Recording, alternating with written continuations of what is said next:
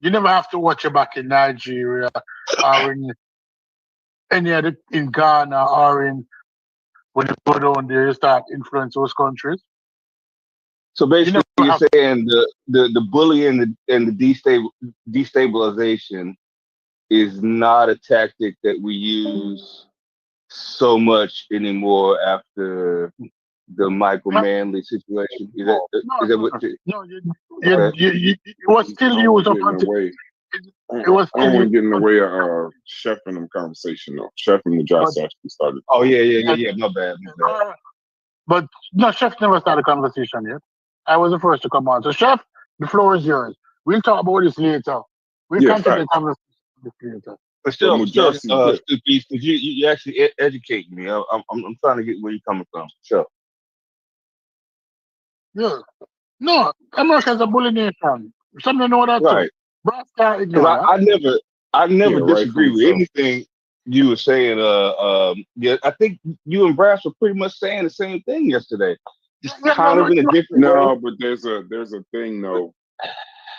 There's an Mhm. American, any American that's honest. I'm gonna wait till Mujasi to come back. Somebody tag Mujasi. I want to hear this conversation between Chef and Mujasi. But um, there's an American arrogance uh, earned, but everybody in America didn't earn it. But you just by being here, I guess you get to use it. But Right. there's an American arrogance where you can't say the number one, everybody wants to come here, this, that, and the other, and not use the bully thing. There's a reason why we have such a focus on military. I mean, there's some countries with no focus on military at all. So for me to say that, but my point about Jamaica was Jamaica in the 70s. You can read books. This is a funny thing about history. You can read books and you can learn and you can learn and you can learn. But I would say that there are some situations where the books really can't do it much justice. I think Right. slavery, probably civil rights. Right. Um, Right. we Political can and less watch as many political. movies as we want. You're never gonna know what it's like. Like you're never gonna know what it's like to walk alone, no cell phone, no internet, no friends. You're never gonna know what that's like to walk uh, a street in a dirt road in Mississippi in the middle of the night, Jim Crow South. Right. Right. You're not I was gonna Right. know. Like you can Yeah. read it, you can watch it, you can, yeah. but you yourself will never Nigga, you know. wasn't there. So yeah, it's like watching a Yeah. roller coaster ride. You got everybody on that bitch tell you, but you don't know until you get strapped into the seat. So I get all of that, and that's where I can give you the stats, I can give you the timelines, the stuff I learned in school, but you would have to, at a bare minimum, recognize if someone you're talking to was physically there, you'd You got have to to take it back. give some kind of deference, you know what I mean, to Right. that person that was there. Now, if they're an honest person, if they're and basically from what the guy that was at my brother's cookout is about as old as Stu Pease or older probably, and he's He's not Uh-huh. older. But yeah, when he's he quite heard older. what I did, and told him when I told who I was and what I was, he probably know what I was. When I say I was a young striker, he probably know what Yeah. I was Yeah, mean by that. yeah, He knew, right? He yeah. knew what I mean. He left the cookout, and my brother went in there, and they just listened to us. That's why I say, like, sometimes when we have these conversations, it can't always be about how many people are watching or any of this, that, and the other. Some of these conversations are just important because it's just people.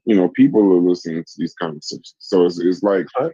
that's why I'll say I don't really care how many people watch this one. This is a conversation that I want to have though, because Right. this is some clarity on the subject that most people don't talk about. People don't talk about those political wars. They don't know, like, you know, that there was gunplay. The secession, the between those two political parties, there was gunplay. Like this Yeah. motherfuckers grabbing motherfuckers out of the house, telling them to go vote, and you got to be afraid to go to a rally because you might get shot.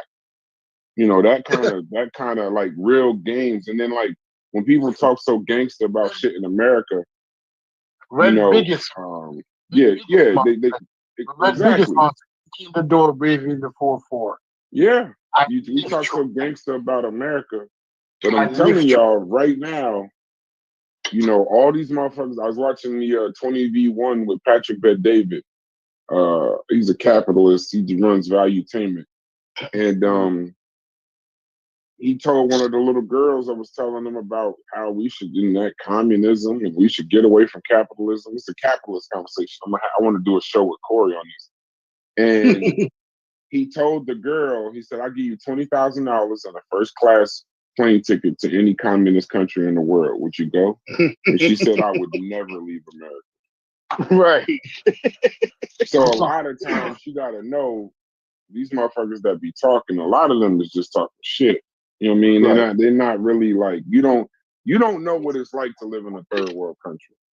All No, that shit about well, you know, Ibrahim and you know, he's doing the greatest, this, that, and the other. A lot of you no. motherfuckers wouldn't go live in Burkina Faso. I promise you that. Yeah, Promise you that.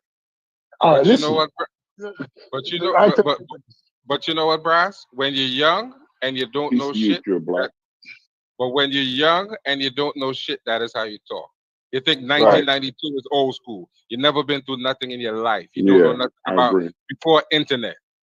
So Yep. now, so now you're living this shitty internet lifestyle and thinking everything is real. And some old head like me had to come and tell you that's not how it works. Facts. I Yeah. remember, I remember watching people get run over by tanks in China on TV and how serious that was. And that's a communist country. How all these you. things are going on. These young people don't know nothing about real life. They're living their life I, on Mhm. the internet.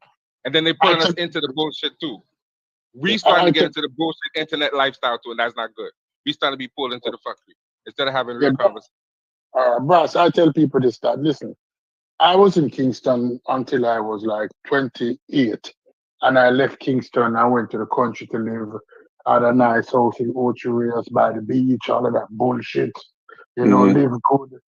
And like I primarily spend most of my time. I drive into Kingston like every other weekend, but mostly to go to clubs and those things.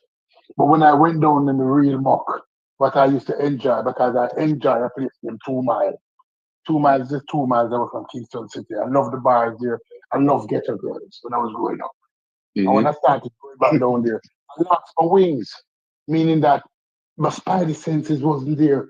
I get accustomed to this cushy life in Ocho Rios, this touristy life, walking around with thousands of dollars in my pocket, knowing that when I go back there, so that's not how you flex. You don't flex with jewelry, you don't flex with money, you don't bling off because you have techers, real notorious techers who will take everything. And when I come here, and sometimes I hear people talking on this, and they're talking and they're talking like the gangster. And I say, seriously? You want to survive a day where I come from? When I eat it like a Corey said to eat a yellow house, we eat a native, eat a raw. I come from some place with some young crocodile.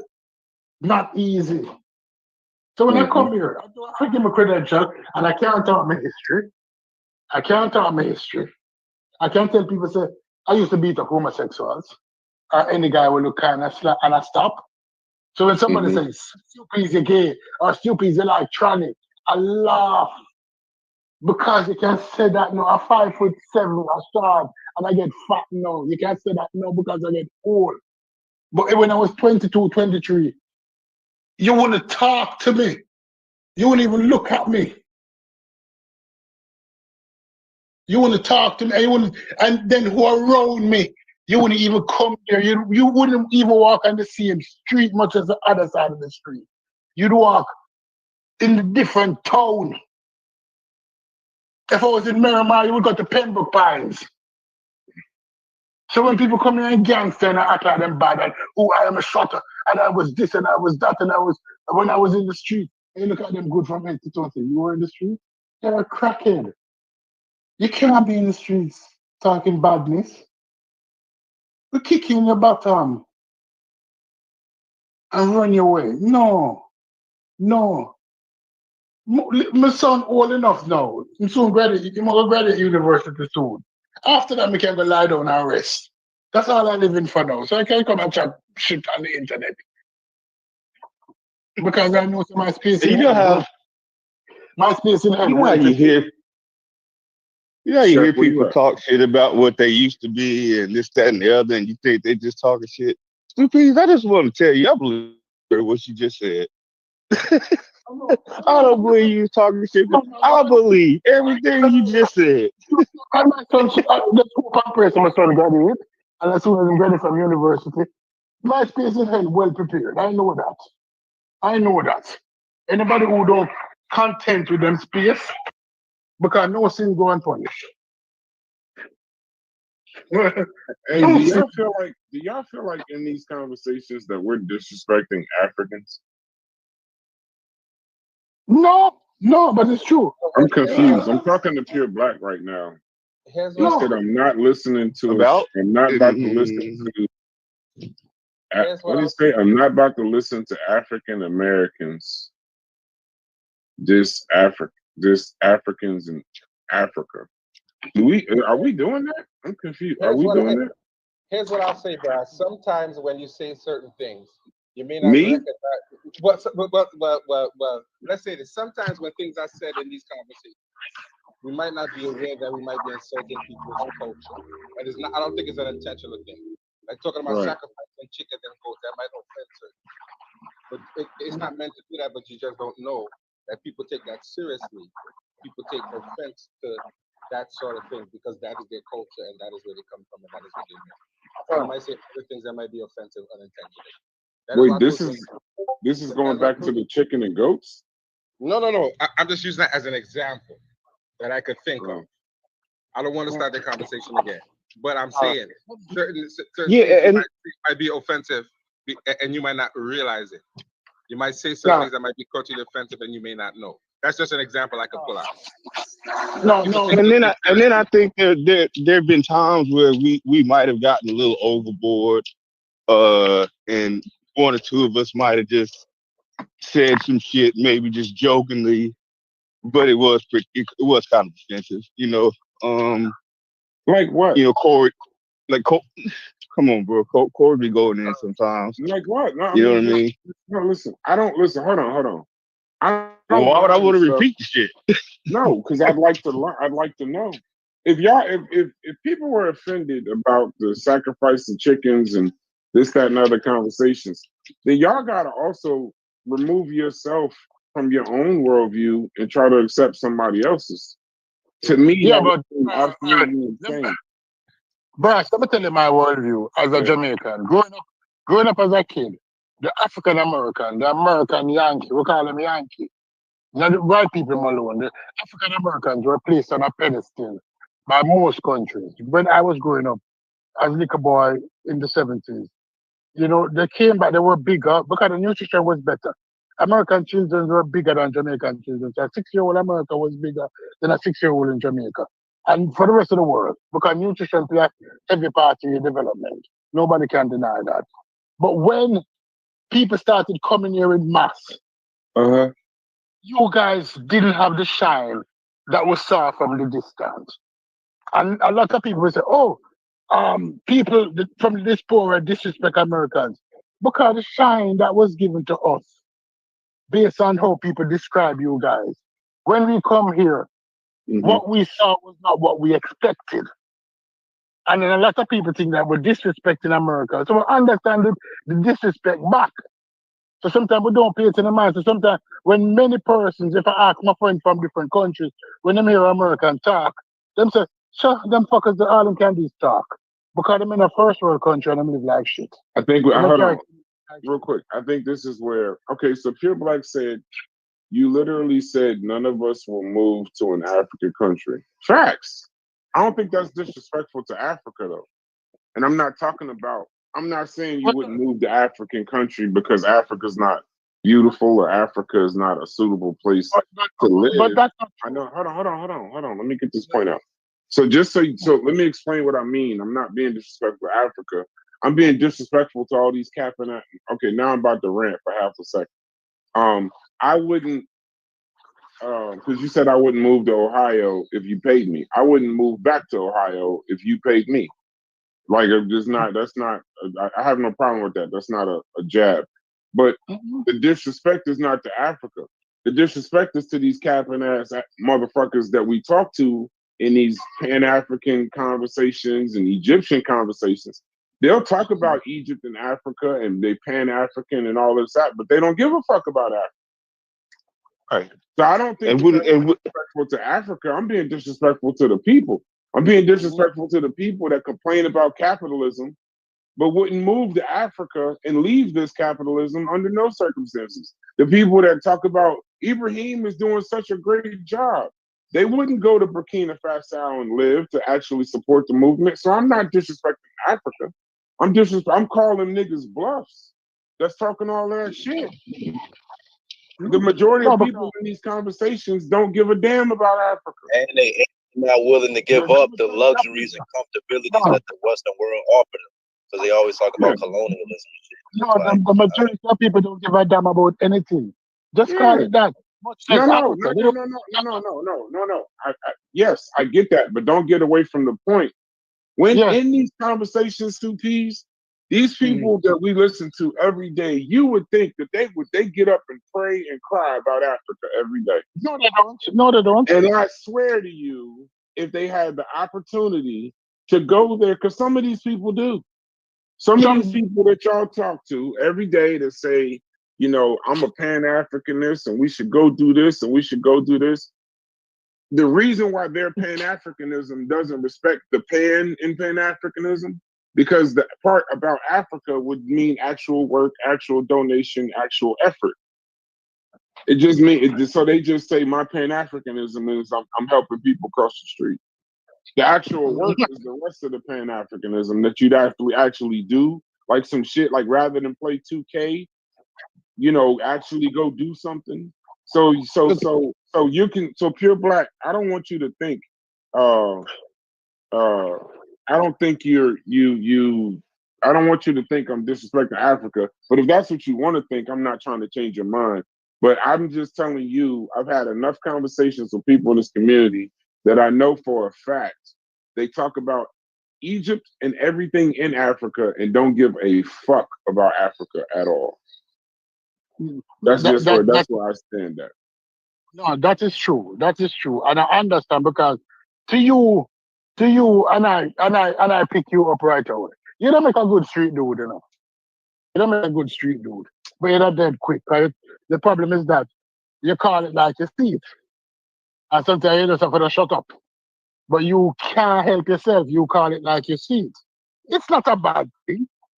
It's not a bad thing, but it's a thing that will make you a good mediator. They would call you a clean art man in the streets. When you art clean, people recognize this youth art clean and talk the truth and try to live by words. But many people out there just do it because it make them feel good to say certain things out of their mouth.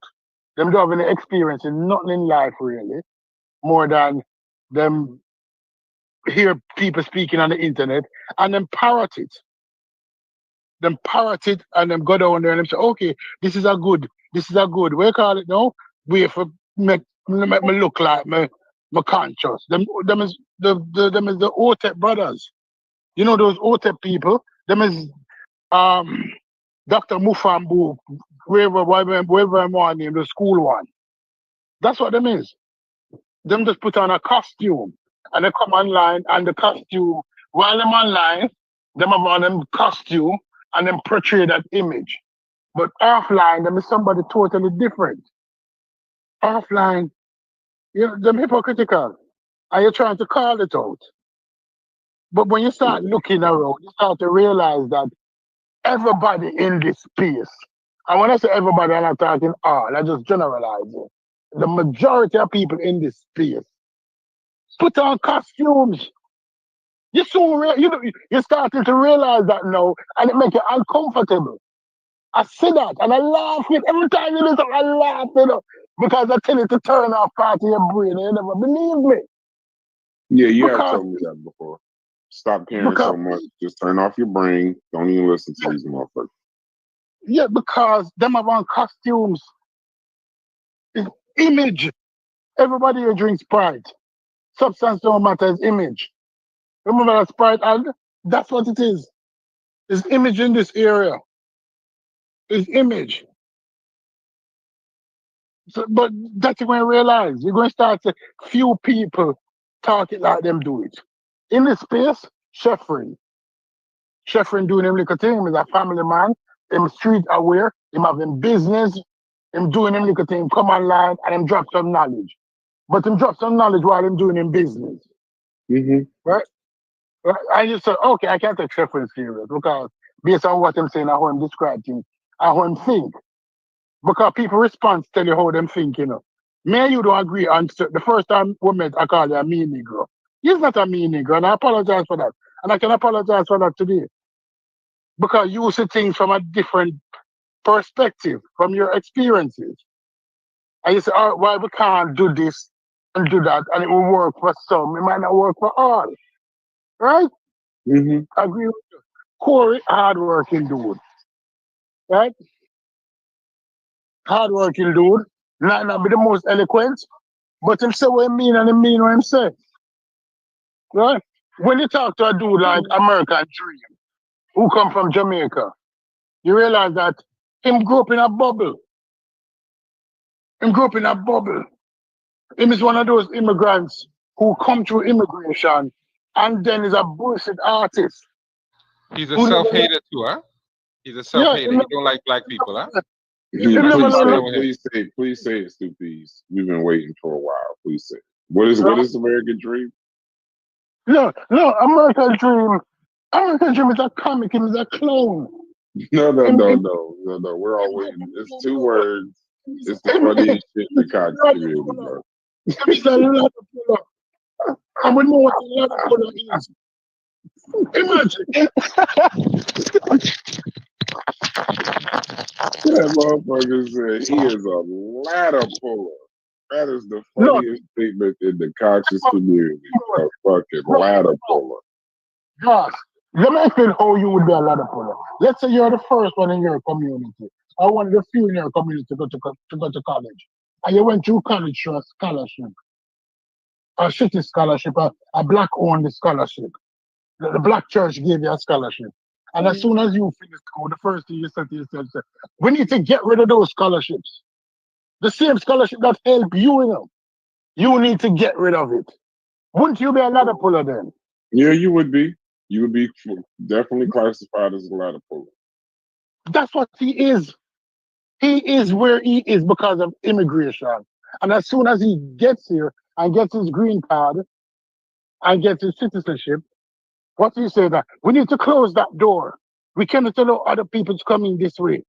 You're a ladder puller. Don't say anything, even if you agree with it.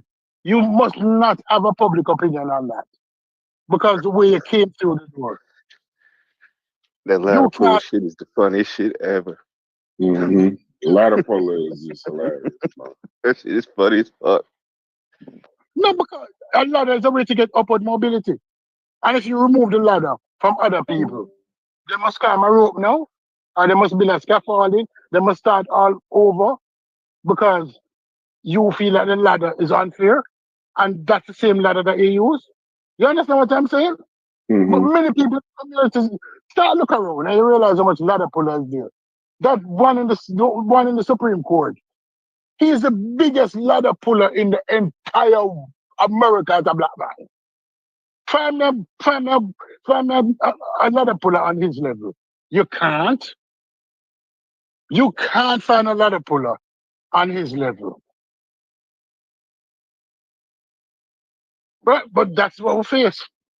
That's what we face. As soon as many persons reach in a nice community, oh, we can't have all these black people in the community. You know, the property value is going to go down. Black people in Jamaica live in $1 million houses, in $1 million community full of black people, and the value never go down.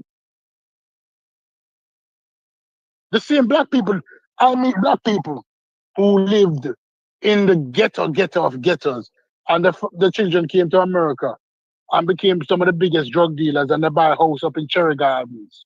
And that same person in Cherry Gardens is not the same personality as the same person in in in, in 3 Mile.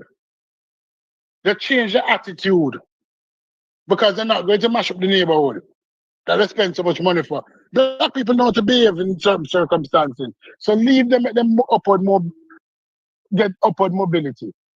Leave them, let them get rich. Don't badman anybody. Walk with a clean heart.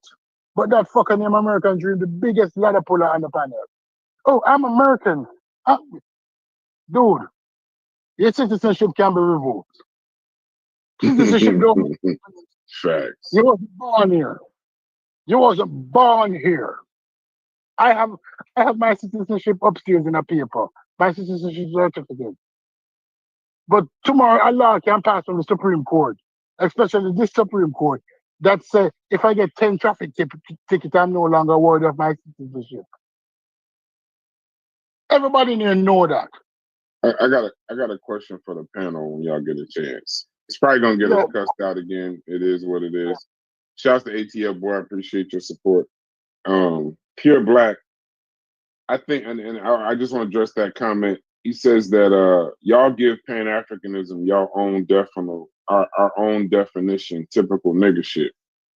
So before I ask my question, I just want to address that topic. That's that statement. Because Pure Black is actually, he's a good supporter. I think it's the other way around. Well, I get. Why am I using the word nigga? I want to address it. I don't know. I just love to use it. It's all good. But is I don't know who he is. But here's the thing. I think, and I'm always stand on this statement. I'll let people do whatever they want. I'm not gonna fight them on whatever. I think when people make up their own version of Pan-Africanism, I think it's because they're afraid to do the work, the cultural, the political, the financial work, the economical work, to actually have connection and connect African peoples all over the globe. I think that that's too much, so that when they help a Black lady across the street, they're like, done with my Pan-Africanism for the day. When they tip a Black waitress more money than they would tip someone else, well, got my Pan-Africanism out the way. So I just want to say, at its core, Pan-Africanism politically is a movement. I'm looking this up because see, if we're changing the definition, I figured I'd go get the actual definition. So politically, it's a movement for unity of African peoples worldwide. Economically, it calls for resource sharing, development, and actual investments in Africa's growth. Cultural and spiritually, it's emphasizing a shared heritage and destiny among Africans and the diaspora. Think Garvey, think Nkrumah, think Du Bois. None of them define Pan-Africanism as being nice to other Black folks. It's building infrastructure, institutions, and power to connect the continent and its diaspora. The shortcut version that you're noticing, performative Pan-Africanism, helping a Black person across the street buying from a Black-owned shop or wearing red, black, and green clothing, saying I only hire Black, using Pan-Africanism as a label to signal solidarity without the labor, sacrifice, or strategic vision. Landing my plane. Why people avoid the work? There's a scale to this commitment. True Pan-Africanism requires money, travel, networking, political struggle, and often risk. Accountability. If someone claims Pan-Africanism is just about small symbolic acts, they don't have to explain why they aren't building schools, funding African industries, or lobbying for diaspora policies. And then there's comfort. Symbolism feels good and costs little. Real Pan-African work demands sacrifice. And so I that's where I'm at with it. So when y'all tell me that y'all trying to, you help a Black homeless person versus a white homeless person, and that's your Pan-Africanism, you're doing performative Pan-Africanism in my eyes. And go on and keep doing it. I'm not going to tell you to stop, but I didn't redefine the definition. I'm just once again holding motherfuckers that have the symbolism of Pan-Africanism accountable. But that's enough. I don't want to go off into You Pan mean Africanism thing. that's idealistic Pan-Africanism, and I agree with Yeah, you. The yeah, same virtue that you have for Pan-Africanism, as a Christian, you should have it for Christianity. The fear in all counts. Because I know people that only go to church on Sunday, one day a week, and they're Christians, and nobody questions yeah, the Christianity, and nobody yeah, questions the Christianity. So if we're going to operate on that level, we have to operate on that level in all things. yeah. And Like I know I am a Sunday Christian. I yeah, leave as soon as I leave church. I'm listening to the most ignorant shit in the car. yeah, I'm I light a cigar after every service. Yeah, Like I mean, come on, bro. I know I'm not. but that's I know acceptable I'm though. a hypocrite. I can admit it. But yeah, yeah. but In that's the same, acceptable. But that's acceptable in the practice to do that, because once you come on Sunday, Jesus will forgive you for your sins, and He will keep forgiving you until you die. So that's okay according to the philosophy of Christianity. Yeah, I Once know, you but say, most people Jesus, don't know forgive that. me. We're just ignorant. Yeah, most people listen. Listen. Most people that are in church when I was like clubbing and partying, and I still, my friends are still are. I could still smell last night on them niggas when they in church on Sunday. But we know that. But that's acceptable. That is how Yeah, people I know, practice but it. most people don't think of it. You They know what's don't read the funny? book, and they don't know anything about the book to even have No, a no, conversation Joey. about it. No, They really I don't. know, but Joey, we don't look at the Bible like this metal netter and primary as a primary source and all of that. We just go to church, Joey. We're not yeah, but we're not like Bible scholars or looking for some kind of underneath and this, that, and the other. We go to church because our grandmother's been taking us to church since forever, and now we take our kids to church. I know some of the scriptures in it because I went to Sunday school and Catholic school, but we don't look at it. We don't look at it that deep. But hold on, I don't want to get away from my question because we have the ability to do that. Chef, I need you for this conversation. Freddie, I need you for this conversation. Smalls, whoever's in here. This is a question to the panel. And this has nothing to do with Africa or nothing like that. It's an economy question. If all the money in the world was divided equally, do y'all think that it would return to the same pockets that it was originally in less than 5 years? Freddie, Hell you yeah. go first. Oh, sorry. Freddie, you go first. And why? Like, explain your answer when you say it. Oh, yeah. Can you take it from me, please?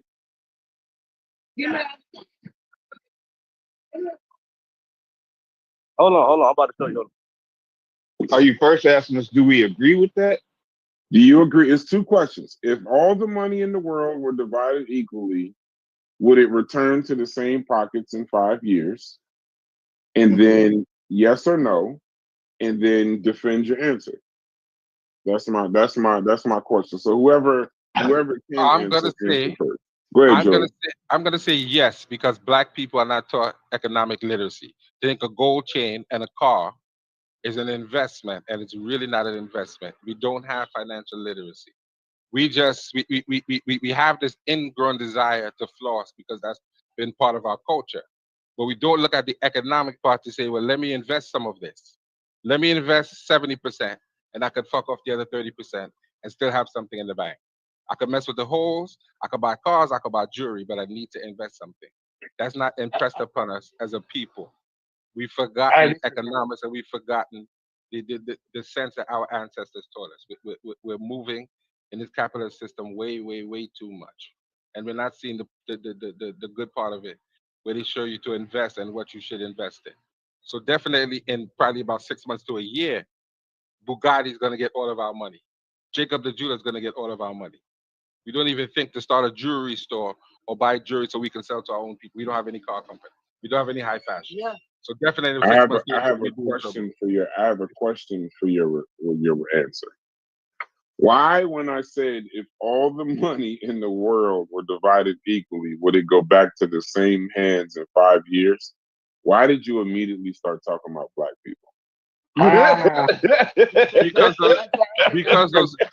Black people are the only people I'm concerned with. Those are the only people I think I should be concerned with. I mean, if I'm wrong, correct me. I'm just saying. That's my view. I don't know if anybody else thought that, but I was like, we're talking about everywhere. You're like, well, black people ain't got no And you goddamn should have goddamn known. You literacy. should have known I was going to say that, Brad. You should have No, known I was I'm going to say that. not questioning it. I'm just wondering if anybody else caught that you just immediately just started talking about black people. Probably not. Probably not. Probably not. You just, No, I caught it. you just said niggas. I didn't say nothing. So the Mexicans gonna get their money because the niggas is gonna This fucking is live. This is live. Yeah, we're live. I don't care. I don't give a shit. No. Were they black too? You know, Small. We live. You're saying we're live. Oh, right okay. now. Oh, okay. Smalls, they black too, you know. But when I say black, I'm specifically talking about African Americans and our bad habits. Because those other people who are black too definitely support their own. They definitely gonna live 20 in a house if they get money. White people are gonna do that. We as so-called African Americans, we're not gonna do that. We're not gonna think about that. And that's why I said I have to be concerned with my people. Because the rest of them have been taking care of themselves forever. So I have to be concerned with my people. You know, I'm gonna give people more. All right, I'm gonna give people more credit, and I'm gonna say that let's Small go first. Yeah, I'm gonna give people, not just black people, more credit and say, no, I wouldn't go back into the same hand. Not all of it, you know. I think people would have enough sense to, even if I didn't know how to invest, like I'll go fucking hire somebody at that point. You know what I'm saying? Like, you know, I don't think we just go out and I and I'm not just talking about black people. I don't think everyone would just go out and just fuck off all the money. I don't think that would happen. So that's my answer in a nutshell. Can I input on that? Because answer the question first. Yes or no, though. the first answer that received would cringe my board.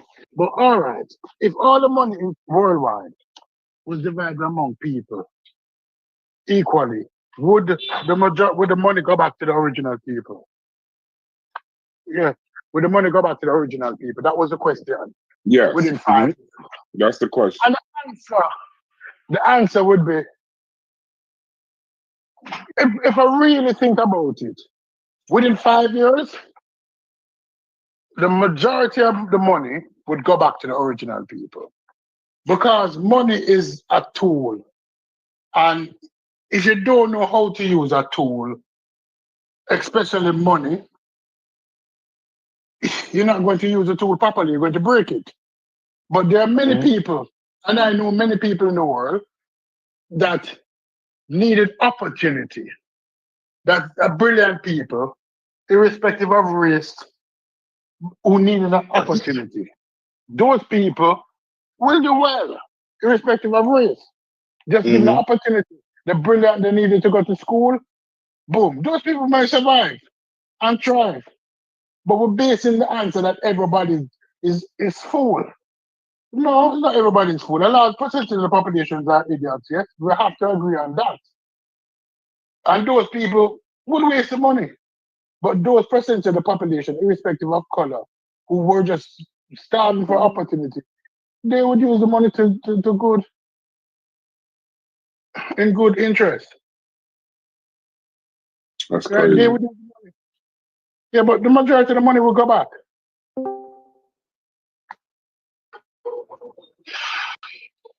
I don't want to give my answer. I want to hear everybody else's answers because I already know. I know my answer. My answer is not going to change. I know Ricardo, shouts to you in London. It's always weird. We take that for granted. We got people in this motherfucker watching us from London, England right now. That's actually impressive to me. Haskell, I don't know if you can actually talk just yet, but the question to the panel right now is if all the money in the world were divided equally, would it go back to the same hands in 5 years? Peace, Haskell, by the way. So the question is yes or no. What's up, y'all? The question would be, what's up? The question would be first, yes or no, do you agree? And then the second part would be defend your answer.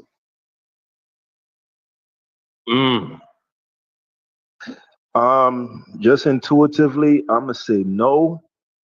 There we go. As far as defending it, yeah, I'm gonna need some time to really put some thought into it. Okay. You got time, got nothing but time.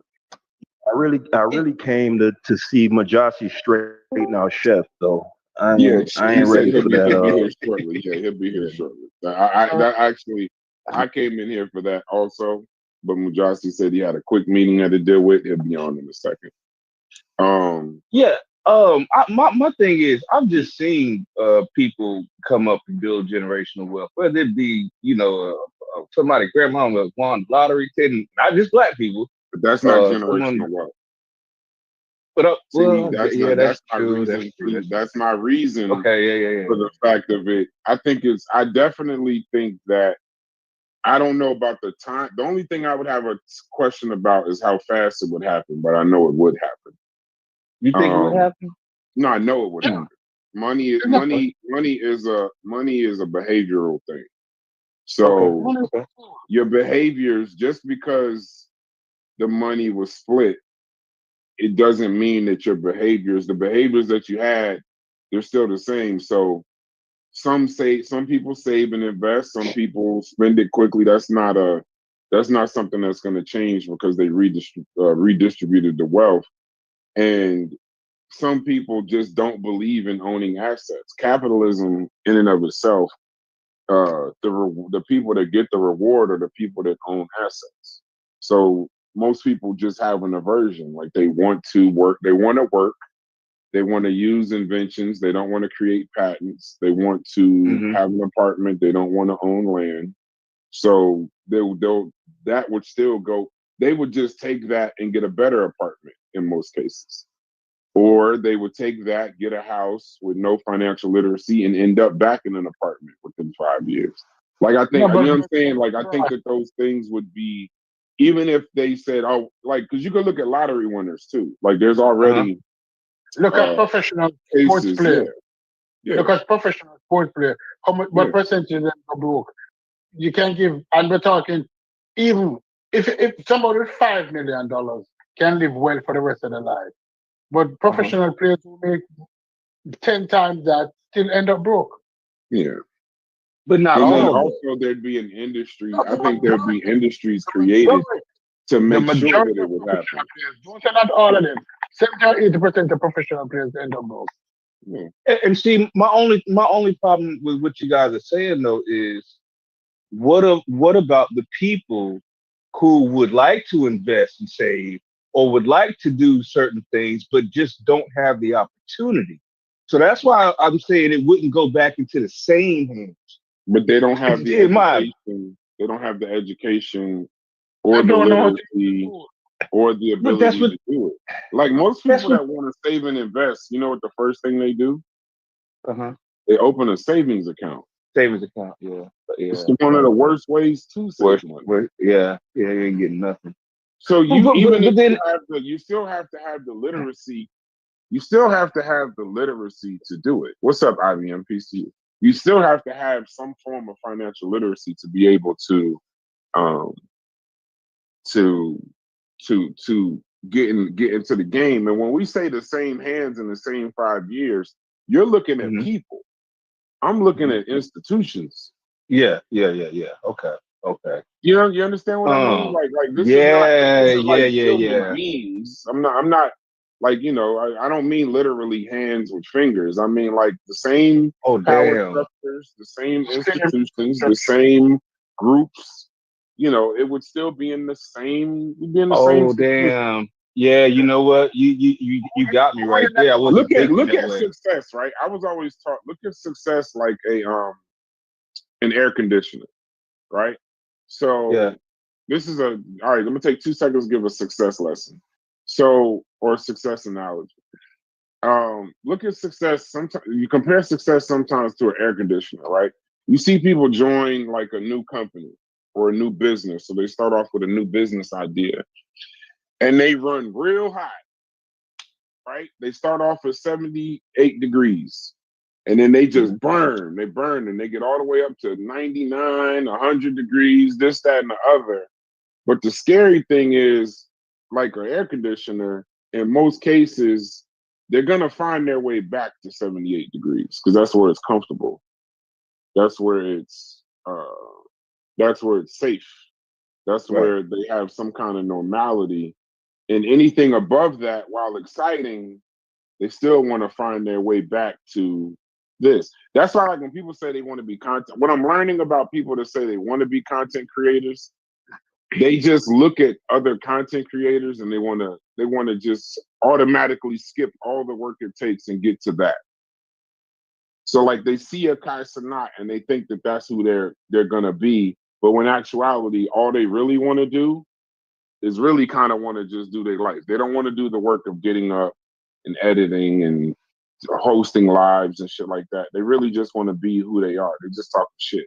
So what happens is they just want to get back to 78. And then it also goes in the reverse. When it gets too cold in the room, when they about to lose their house, they about to be evicted, they don't have any money, this, that, and the other, then they just work really hard not to go from 68 to 99, just 68 to get back to 78. 78. Because the comfortable is the comfortable thing, right? That they're trying to get back to. So that's like a success principle, and most people will get back to that. Most times, if you give a very person, you give like a poor person a whole bunch of money, yes, they're gonna go crazy for a little while, but shit, I know this sounds crazy. A lot of them are gonna want to go back to the life that they had because they understood it. They survived. They thrived. They survived in it, not necessarily thrived. So literacy, they don't really know. So that's why I know most times when people talk about business, they capping, and most people don't want their lives to change. That's not a When thing for them. when you put it in when you put it in when you framed it as entities, at that point, I actually have to change my answer. Because you corrected. I was thinking more people. But yeah, if you're talking about entities, yeah, GM still gonna be GM, like fucking, Yeah, the credit card companies. credit card companies, right? As soon as they distributed all this wealth to people, the credit cards would change their whole strategies.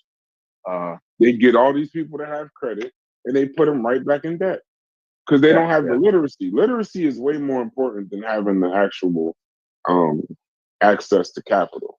It's the literacy. That's why the literacy is so important. That's why I call money a tool. Yeah. That's why I call money a tool. That's why I use that terminology. Most people don't understand. Go ahead. I'm sorry, Stupid. What were you saying? Damn, I didn't mean to cut him off. Yeah, but it is most of the money will go back because even with networking, a poor man who has a good network can become rich. But a rich man who don't know anybody will remain poor. Have you ever seen when they go to the Diamond District and they buy Rolex watches from each other? And they buy it based on the shaking each other hand and said, okay, I'll send the check next week, or I can give you a post-dated check for a month while he goes out and make $1,000 on this or $2,000 on the sale of a watch. Not big profit, It's because the network.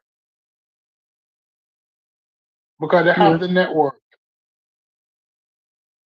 And then also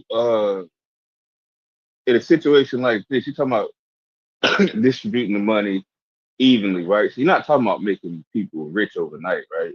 So, most people are going to invest, and they're going to invest into the same companies that are already out there. So, like, it go right back into. Yeah, it's just going to go right back. But, so Haskell, while you getting the answer, I guess Chef is busy. The Ricardo Robinson says, Brad, someone on the panel on the last live stream said that Ethiopia was never colonized or conquered. It says he was incorrect. The Italians colonized Ethiopia for over 5 years and Somalia for 60 years. I appreciate the correction. If that's, I don't think it was me that said it. I wouldn't even know to say it, but whoever said that, if you got pushback, give them some pushback. But if you actually look, I appreciate it. It wasn't colonized. They were still at war. The empire had to run. Emperor Haile Selassie had to run. He had to run away. We're not taking that away. Right? But it was, in the terms of when we use the word colonize, and it wasn't really. It wasn't really. It all is. had the ability to maintain what it was, right? But it wasn't colonized in the sense of 400 years of colonization, because at the time, even when it was happening, there were other conflicts going on with Italy. So when we use it, it wasn't like 200 years or so, right? But they weren't enslaved either, and that's why they don't believe that they're black. Hmm. You have to go back to the root causes of it, because they claim that, oh, we weren't enslaved and we weren't this, and our issue was with Mussolini, because Italy came late to the game. Italy was trying to secure its part of Africa. Yeah, I So wouldn't know. That's how I know I didn't say it. I wouldn't. I wouldn't know I learned about it is anything. when I was But I'll say learning. this to you, Ricardo. A lot of people on here will say things. Remember, some of it show a little bit of give us a little bit of grace, because sometimes in these conversations you feel like you're fighting for your life.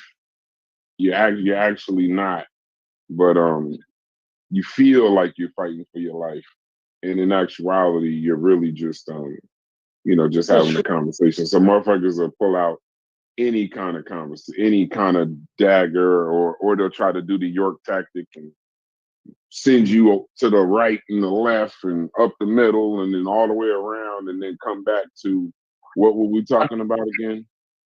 Mhm. You Yeah, know, but so you got to remember that. the Ethiopian situation was a different thing. The emperor at the time, the Mussolini, ran away to England, but he himself was a bullshit artist. He himself was a bullshit artist. The wealth wasn't properly shared at the time, right? He I was got, a I got, monarch. I got, I got one that you said yesterday, Stu Peas, that I not pushback, but I did want to ask you about it. You said yesterday Greece didn't pay off the IMF loan, right? Everything I looked up says they. Yeah, ask him when them That's not default. that's not what he was saying. What he was saying was, what country without American subsidies paid off the Our IMF loan? European, our European subsidies, right? Yeah, Yeah, European subsidies. I'm glad you get it. I'm glad you get it. That's what I love you. We love a conversation with you because you're honest. As I tell Yeah. you, so you're honest. I picked that up from day one. You're not chiefex. You're not this crackhead who try to call an idiot. I'm an idiot. Idiot. I even know that you used to suck dick to scratch your age. I don't anything past a crackhead. Yeah. Because see, the reason why that's important, Smalls, is you could say that they technically paid it off, but Actually, I you got missed to what he said. remember. My internet went out. What did he say? All right, so let's have the IMF conversation again for half a second. And this is Yeah. where I Yeah. can't fight Stupies on a lot of this. Wait, Mujasi's here, so maybe we should hold Well, on. that's the Chef ain't Chef. I don't know if Chef's here. So if Chef, Oh yeah, if that's Chef true. is here, That's then true. they got a conversation. All right, but go ahead.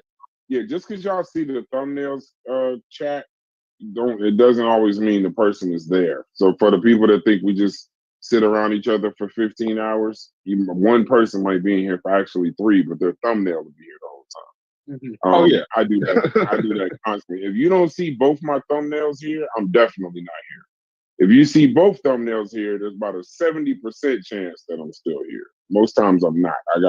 I'm floating around recording the show. I'll put y'all on and go to work in a minute. So just know that everyone's not near their phone all the time. Yeah, go ahead.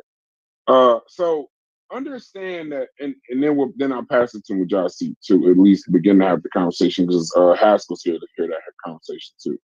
So in order to pay the IMF off, when you do get into debt with the IMF, the amount of shit that you got to do in your country to pay them off, Your country most going to times it doesn't even make sense to pay them off. You got to raise the taxes. You got to fucking mess with the pensions. You got to, most times you're going to have to privatize a lot of your assets, or at least the state assets. So then remember, with the IMF, another thing that they do is, you know how we do budgets here in the United States? When you Mhm. owe the IMF, you can do a budget, but instead of sending it to the people or your congressional party to vote on it, you got to send that shit to the IMF. All right. So right. And the IMF will not allow you to have that budget if it doesn't make sense to them. So a lot of what Stu Pease was saying yesterday was not wrong, because what happened is even after you repay the IMF, the same crisis levels that you were in to borrow the money from IMF, you right back in there. the same crisis levels Hey, right. after you pay them. So you end up really in another couple of years putting yourself in a situation where you gotta borrow again. And then mind you, while all of this is going on, Smalls, the youth don't understand this. So all your talent is leaving, all your wealthy people are leaving, the crime is going higher, the standard of living is going lower. And then you say, yay, I paid off the IMF. And then mind you, this might be 20 years. This might be 20 years. This might be a decade or 20 years. So here's the thing. Yes, they paid them off, but you are never celebrating that you paid the IMF off because of the amount of loss that you had to do in order to do it. So yes, it's really just shit. And then even with the, and that's why he brought up the subsidies, because a lot of times when you pay off the IMF, the other part you got to remember is sometimes it's really just switched to the European Union. So your debt isn't necessarily paid. Yes, it's paid off to the IMF, but it's really you just got in debt with other people.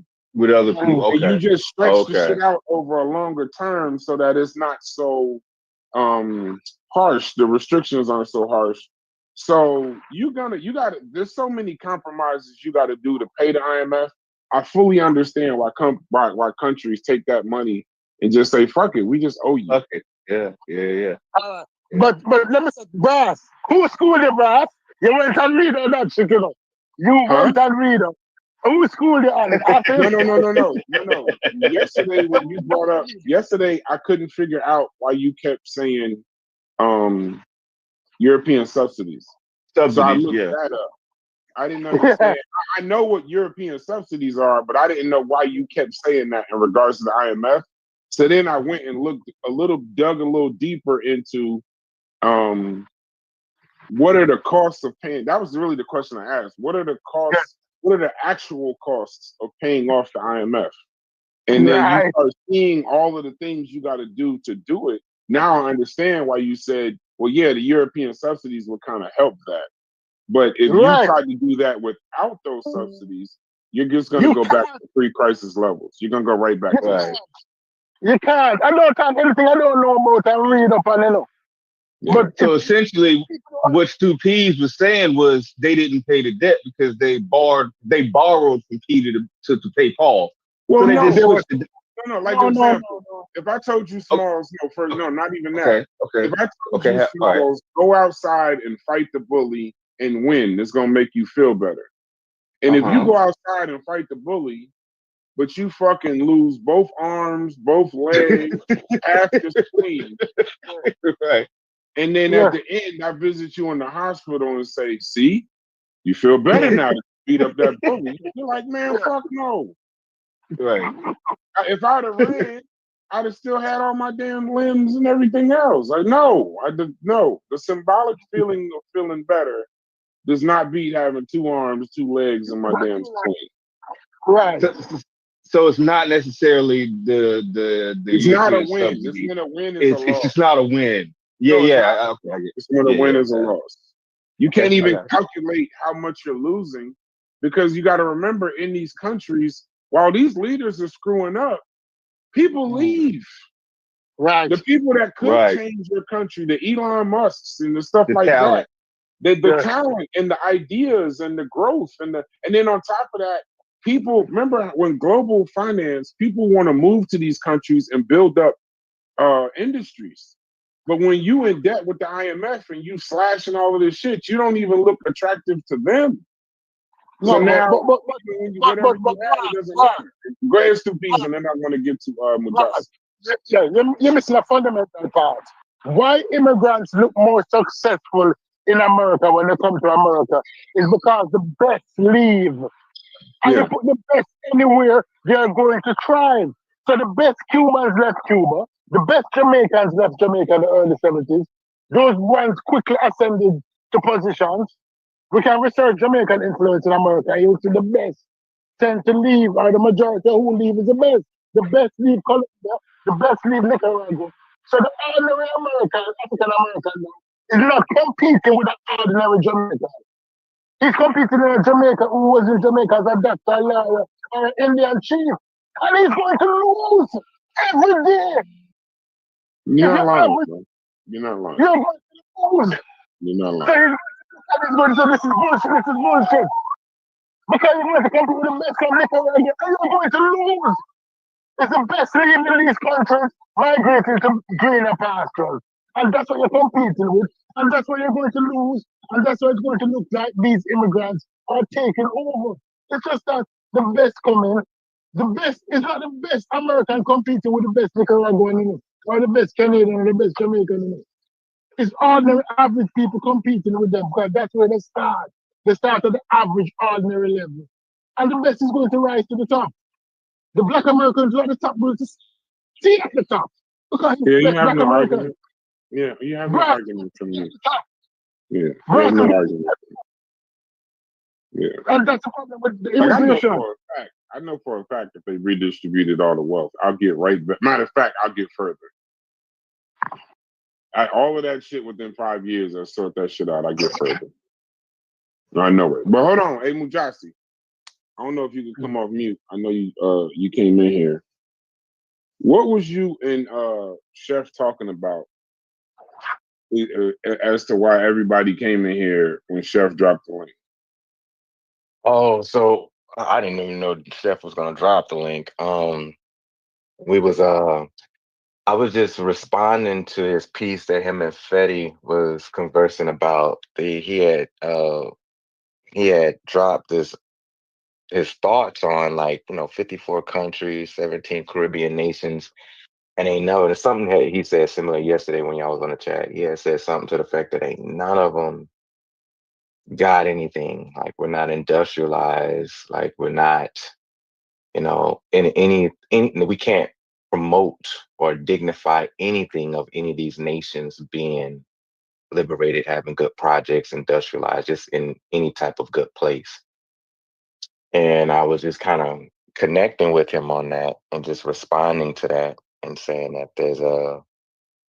there's reasons for that. It's multi-contextual, but it was something him and Fetty was responding to. I got to look back at the chat. So I kind of responded to that and said, well, let's look at that for a second.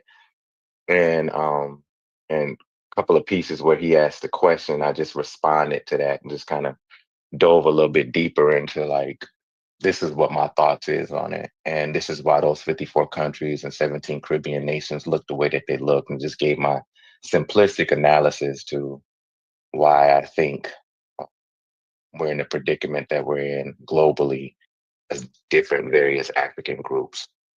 And so he was just saying that, he hears what I'm saying, but he disagreed, which I've been listening to Chef for quite some time now. So I know there's certain positions and points that he wouldn't, take in. It's just, he got his own particular perspective and angle. So it was just kind of pushing on him. But one thing that he said that I was real interested to see if he'll take me on that challenge is he made the comment that said that why and it was something he responded to Fetty as well too. He said, "While I recognize racism and systemic racism and how it affects people," he said, failure is not, he said, it creates disparities, but failure is one of those that is self-inflicted. Yeah, if I'm quoting him correct, I gotta read the check. He says something to the effect that racism and structural I'm gonna do you a racism, why he favor real believes quick. in. I'm gonna do you a favor real quick. So I don't know what Chef is, but I'm gonna read what he said. Okay. I'm scrolling through the chat right now. I just wanted to make sure that we could still hear the audio. And this was a continuation from the conversation that he and because you keep mentioning Fetty. That was the chat part from last night, right? Yeah. But this I don't know. was I the thought that was this continuation. morning. Yeah. Oh, this morning rather. But this was is the also continuation. the conversation from yesterday. Okay, I just want to make sure. Yeah, I just want to make sure. Okay, go ahead. Yeah, they were talking about we were talking about racism, and they were saying that there's a reason why no countries in the world were successful, no black countries specifically were successful. So we started talking about Botswana and Ghana. There's a number of countries that, black countries, quote unquote black countries. I call them African, but black countries that were successful. And then it was a racism conversation. So Chief X says, using experiences in slavery pre-civil rights era in relation to 2025 is disingenuous and an excuse to save face. There's no systematic racism in 2025. I vehemently disagree, but that's neither here nor there. Let me get to what Chef is talking about. Okay, so Chef says, so Haskell, you're a funny dude. I remember this conversation now. So Fetty told Chef that you was cooking earlier. It seems like you're finally seeing all of the excuses that people have. So Chef says, I believe in racism, and I believe that racism is systemic. And I believe that racism creates disparities, but I don't agree that it causes failure. Racism causes disparities, but failure is self-inflicted. Right.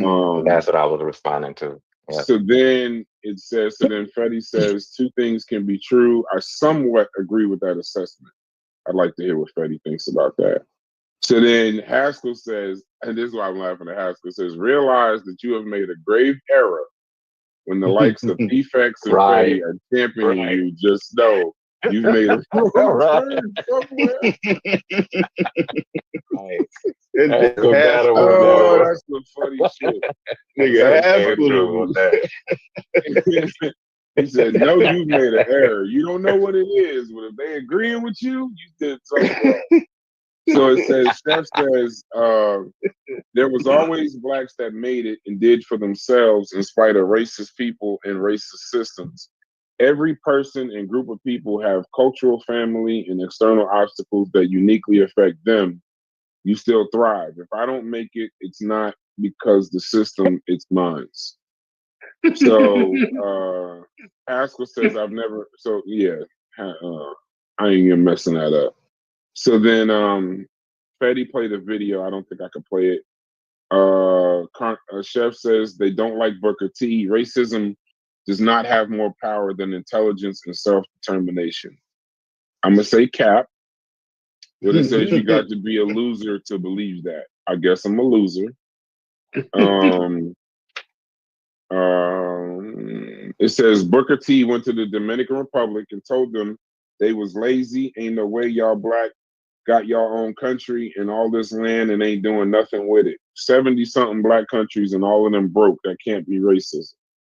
54 African countries, 13 Caribbean nations, and they all fucked up. Not one industrial. We're fucked. So it says basically he's saying that African and Black and African diaspora failures on the continent, it's all self-inflicted. It's not racism. That would be a very tough statement to make. When they was talking about that today. No, go ahead. I'm sorry. I'm just like, just one thing a piece, it would turn the whole situation around. And then I want to go to you. It says, you said, I would counter this by saying individuals can fail. Groups of people experience challenges and dilemmas. Racism, white supremacy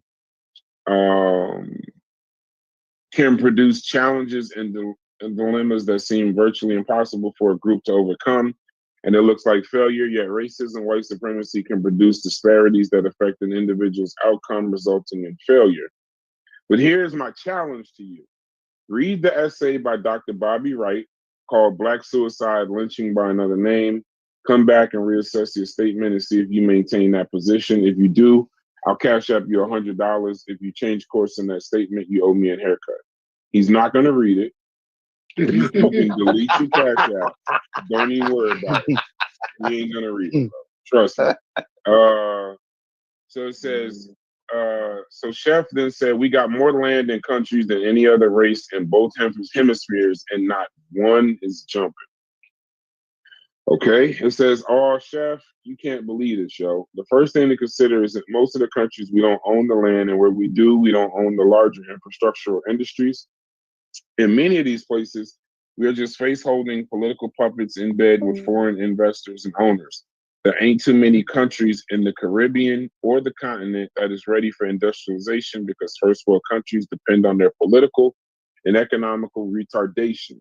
You have to already know that, champ. I'm wondering if you confuse them the land we occupy versus the land that we own. And he didn't understand. Who wrote that? That's Mujahid. Who wrote that? Oh, bro, I was about to say I completely agree with that. Yeah, go ahead. and then that's when Chef dropped the link, but then he didn't say much. Shouts to Corey in the chat. So I don't know if that refreshed your memory, but maybe speak from there. Yeah. He was preaching. You were preaching, boy. Go ahead. Yeah, that last one. Yeah, that last one. You got me with that one. Yeah. I think the good thing is that y'all said this yesterday. So this ain't. I just found a way to say it in my own words. But y'all said this yesterday. You said it more eloquent than me when I talk about the resources and the mining. No, Stupies, you be saying it. You be dropping it. And my point in that is that my brother Chef, and he said he read Walter Rodney's work. Even if he just opened it and skimmed it and scanned it, maybe went through a chapter. He was capping, Justin. He was capping. Okay. They don't be all. Give my brothers benefit of the doubt, man. If y'all say y'all read it, I'm gonna take it that y'all read it. Read something, including Chef. Just expect that there's a taste of cat somewhere in there. Because I ain't gonna let y'all do my man Chef cut like all that. this hair and raise these kids and do these shows, and then understand that they Thanos level readers and they spread. I don't believe. Y'all are not gonna do my homie It's Chef like like put them goddamn clippers down and come in. Right. Nah, fuck that shit. Yeah, fuck that. It's better that Steph don't talk. Justin, you got the floor. Off with his head. Talk. Cut him off. God damn, I hate to hear this shit because Mujahid, you was actually preaching that last one. The shit that Chef was saying was dumb as hell and it needs correction. So go ahead. I'm a little bit on Chef's side though, bro. But I want him to hear you right now. We listen for the correction. Yeah, go ahead, Mujahid. Go ahead, Mujahid. Let him correct. And then if you keep talking, Mujahid gonna correct you. Not correcting. I gotta understand that's Chevron is the Archbishop of humanity, right? So I always understand his angle, right? His angle is to definitely to show empathy for human beings, right? Empathy and sympathy needs to be spread across the world with human beings. So I'm just saying, I don't know what his angle is on this one. Right? Tread carefully. Carefully. You know what? I don't know what his angle is. Here's one thing I had to join with Chef on because he asked the question: either we are the most ignorant people on earth, or white folks are the most evilest people on earth. And I remember, it's like I kid you not, I remember wrestling with that a few years ago, just like in the last 3 or 4 years, just really looking at different situations, geopolitical situations that we're in, from the Caribbean to South America, North America, the continent. And I just remember asking myself, what the hell is wrong with us? Nothing. And I What said, right.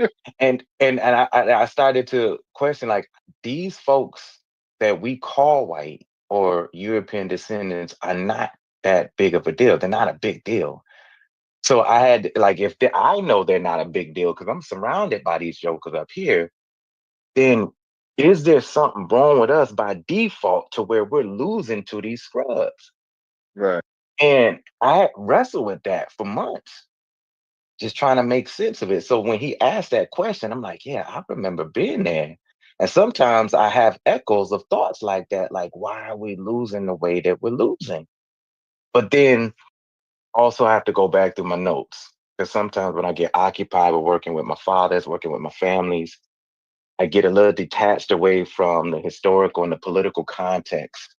Like you mentioned yesterday, Stupiz, the multi-contextual context of what happened to us over the various few centuries that put us in the predicament and the state that we're in.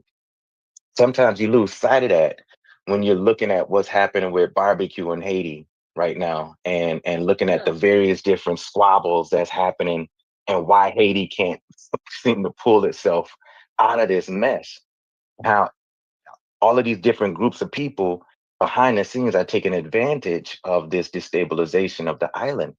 And there's a benefit to them of doing that. And America is a part of that piece as well. causing it. They're Or causing it, causing yeah. it. They're causing Yeah. it, yeah. Because when Yeah. you look at the context, you go back and you say, oh, Canada has a place in that. America has a place in that. You see all of these different interest England. groups that has set the stage for it. Go ahead, Stupiz. Yeah, people don't understand that. Most African countries are seen as resources. They're not seen as people. Resources. Yeah. Right. That's right. Resources from these people without giving them back anything. And that's the problem Mandela had in the 70s with bauxite and alcohol. He said that this is unfair. You cannot be taking all the resources and we're getting 12 cents. And you selling it for $1,000 a ton and we're getting 10 cents a ton. It's the same thing with the minerals in African countries. When the coffee in Colombia, when you look at it and say, how is that the coffee is growing in Colombia and the Colombia is only getting $1 a pound when Starbucks selling it for $2,000 a pound? Right. It's unfair. But That's they right. need to That's what you. That's what you were referring to yesterday, Stupiz. Whether it was a good idea or not, like Jamaica asked for their fair share. Like that's what you were saying. Yeah, yeah. Once you ask for your fair share, they start to destabilize you and seek markets other places. And so we're not banned from you. We prefer to pay more here than pay you a fair deal. It has happened. Instead of giving you a fair deal, they're going to pay for it somewhere else because sooner or later they'll destabilize you. Your country will get into civil conflict and we'll get back the stuff for cheap. That's what's going on. But you talk to most people, they don't understand that. They say, no, that you're not, that's not true. And it is. It is. But And I mean, I think y'all talked about this yesterday. All right, look at the ghetto. Look at the ghettos in America. You think that the projects have to look like that? You think that the housing has to look like that? No, because when you force people there, you allow Walmart to get cheap labor. It's part of the big plan. Walmart is the biggest employer of people in the United States. Yet still, a significant portion of Walmart workers are on welfare. I have to be honest. I don't think that there's enough correction of Chef going on. We're Stupiz. They've heard us. I need. They're not listening to us. I need Mujasi to correct, because this is a person who's telling, like what Chef said. I just need you to get into the problem with Chef's statement. That's all. Let's keep it there. And it's a blessing that he's on mute. It's a blessing, so that we can't be interrupted with them barber statements. I'm not gonna lie, Brad. I think this nigga might be hiding. I'm not gonna lie. This is the longest shit I've ever been. You know, you had them toddlers. If you got kids, you got them toddlers that you finally got them down to sleep. You miss them, but you really don't. Let that nigga rest. Go ahead, I have never seen this nigga kill me this long. are we just uncomfortable with what Sheffrin said, or are we It's not are we factual. proving it wrong? No, Are we proving it no. wrong? It's just Here's not what it factual. is. Yeah, it's not factual, and I'm not here to like challenge what he's saying or even correct him. I'm here to just offer my thoughts and perspective, and that's what I was doing on the chat. It's more so if you But recognize, I if you want him recognize, if he need to be go, correct. I mean, like, you because want him corrected if you can't need to be. mince words around here, right? If that's wow, if Chevron is absolutely wow, right? We need to be able to say that. So let's. Yeah, Chef needs mentorship, and I believe Mujasi is the man. I believe Mujasi is the man for the And job. Corey, But you I do can't want say to. him, bro. You can't say him, Corey. No.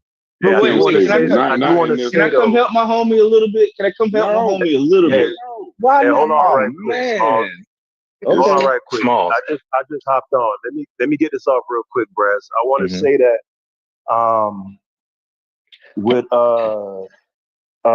Mujasi, don't give your $100 away, bro.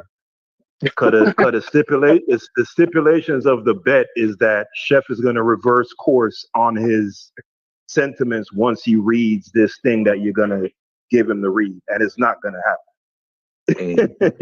So To be what I'll fair, do is, so what I'm gonna do, Mujasi, I'm gonna put my Cash App in the chat, and you can just send me the $100. that was slick as hell. That nigga Haskell, yeah, boy. My man Haskell. That's Hey, why I Brass, fuck think with about it. Haskell. Like I fuck with Haskell tough, bro. Hey, Brass, think about it, right? Steph said he read how Europe underdeveloped Africa, Right, right. and he still feel the way he do. Yeah, So so That's what what are I you was gonna? just gonna say. Right, That's, he's not going to change. that's what I was just gonna say. But see, Here we Brass go. won't let me throw this nigga no No, bail. go I'm ahead. trying Go to. ahead. Throw him some bail. Let, Go ahead. okay, listen. There was one person who was a part of this conversation who we're not mentioning. The good brother Aston B. He And was the good cooking. brother He was Aston cooking B. yesterday. But some of the claims he was, but some of the claims were a little wild though, Mujasi. And I think that's when you got a lot of the more extreme statements from Chef. I think it was more in response to some of those statements that he was making. Like we have to keep that in mind. That's the only thing I wanted to say. Like that's the one key element that we're leaving out. I mean, that man said that white people won't agree to universal health care just so niggas won't have like you gotta Okay, but understand listen, how that but Smalls, conversation went though. but Smalls, but Mm. y'all will say that Okay. he was cooking, and then Uh-huh. it took me less than 30 seconds for him to Get say, that shit the fuck "Yeah, out I of may here. have." No, not for me to say, "Get it out of here." For him to No, for say him. himself that he misspoke. Yeah. He spoke What in did he So extreme. you What did he say he can't misspoke about? What part he about missed? that the only reason we don't have universal health care is because whites don't want to have blacks to have it. Yeah, And what he Ashton does, said that. and that's a bad argument because you'll mash everything from the New Deal to Medicare and Medicaid to the ACA all the way up The to grace of the now. AMA, And now all of you're it. Yeah. acting like that racism. He said only. Like that's the main reason. You cannot skip big pharma in any medical conversation. That's In right. any medical conversation that you have about healthcare, you start with the AMA, big pharma and their lobbying, corporations, and And then insurance company. then everything else begins to fall. Because if it was profitable for black people to have it, then it wouldn't, it's the profits. The Yeah. healthcare industry is a for-profit industry. For Is profit racism involved? Yes, but it's never in that for-profit industry. If racism caused them to make less money, they'd stop doing it. So it's not. That's not the. You can't. Universal health care is a socialist practice. It's actually against capitalism. It's giving all of the profit and all the profit share, all of the power to the government. And corporations No, ain't with no, that no, no. shit. What it does is it's the opposite of a monopoly, right? So instead of Yeah, one guy raking in all the money, you got one person negotiating the price for everybody, right, right? So right. that's kind of what, and we do social. See, the wild part is the crony capitalism and just capitalism. Period.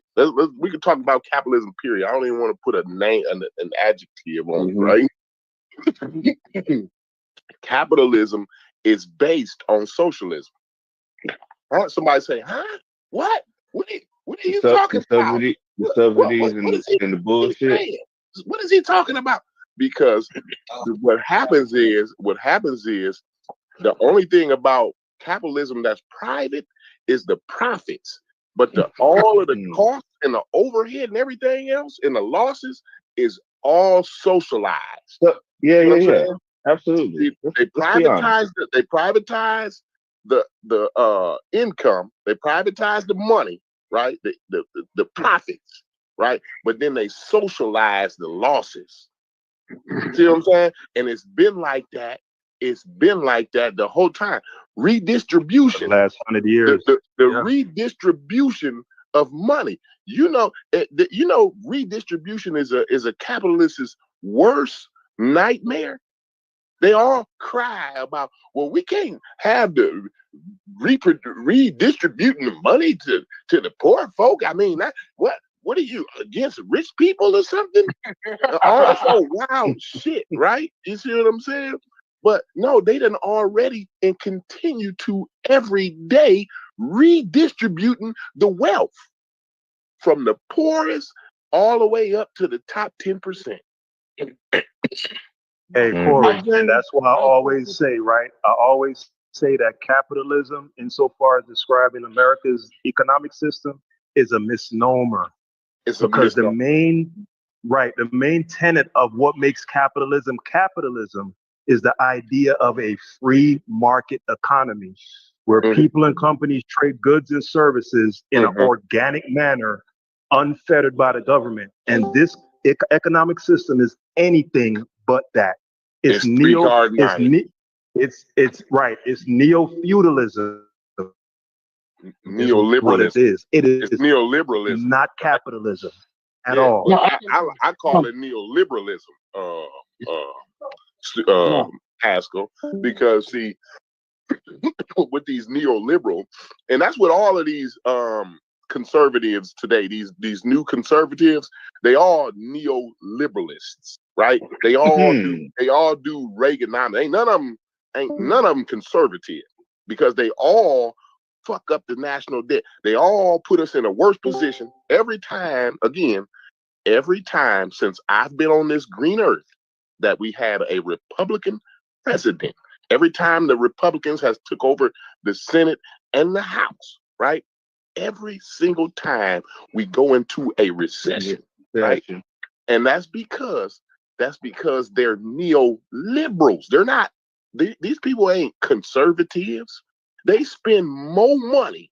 When these Republicans get in office, they go to spending more money and giving out more welfare checks than we ever did in human history.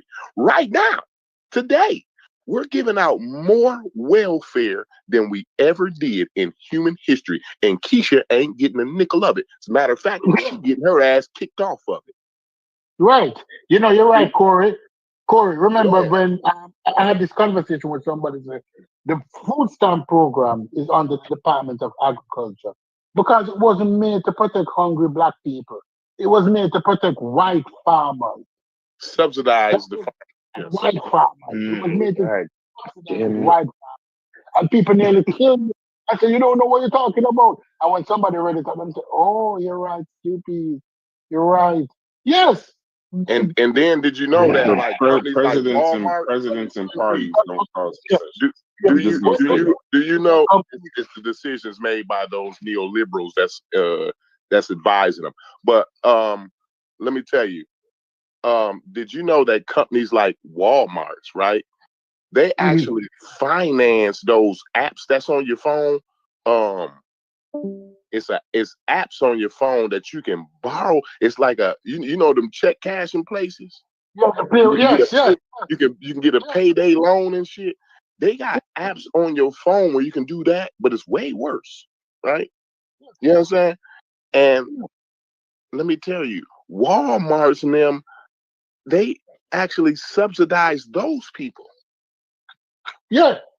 Walmart's and them give them the money to start up. Because they know it's a market. They already know that they workers can't afford to make it to next week.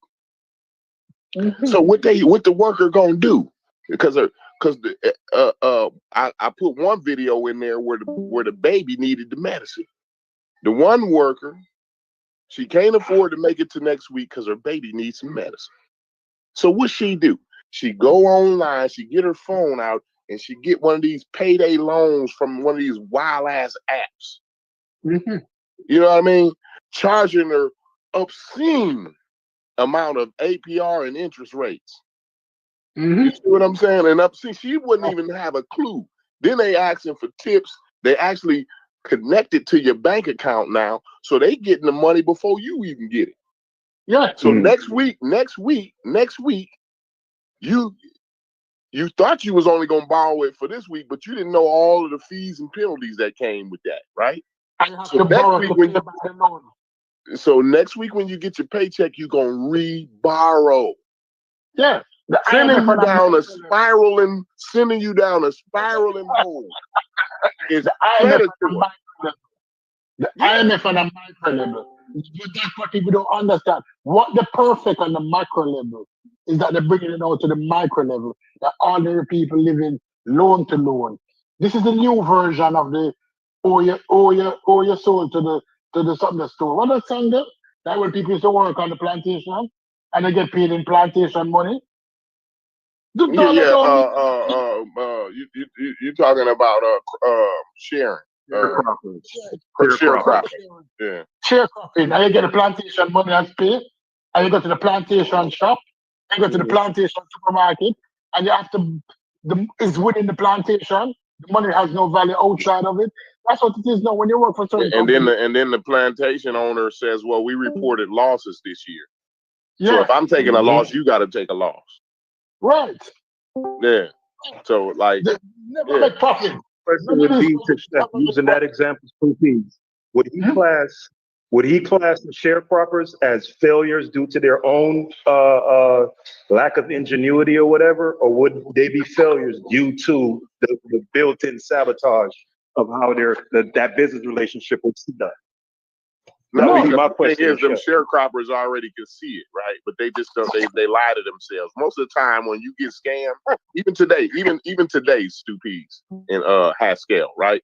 If I was to scam y'all, both of y'all two, out of $1,000, I could still come on this lie. It's very likely I could still come on this Discord every day, and y'all won't mention it. Why? Because y'all embarrassed. Y'all embarrassed to let motherfuckers know that I scammed y'all too. See what I'm saying? That's how that shit go. And so that's what happened with the sharecropper. They know they was getting fucked over. Yeah. You see what I'm saying? But they can't. They gotta keep it cool to keep the old lady at home from being worried and the kids being worried.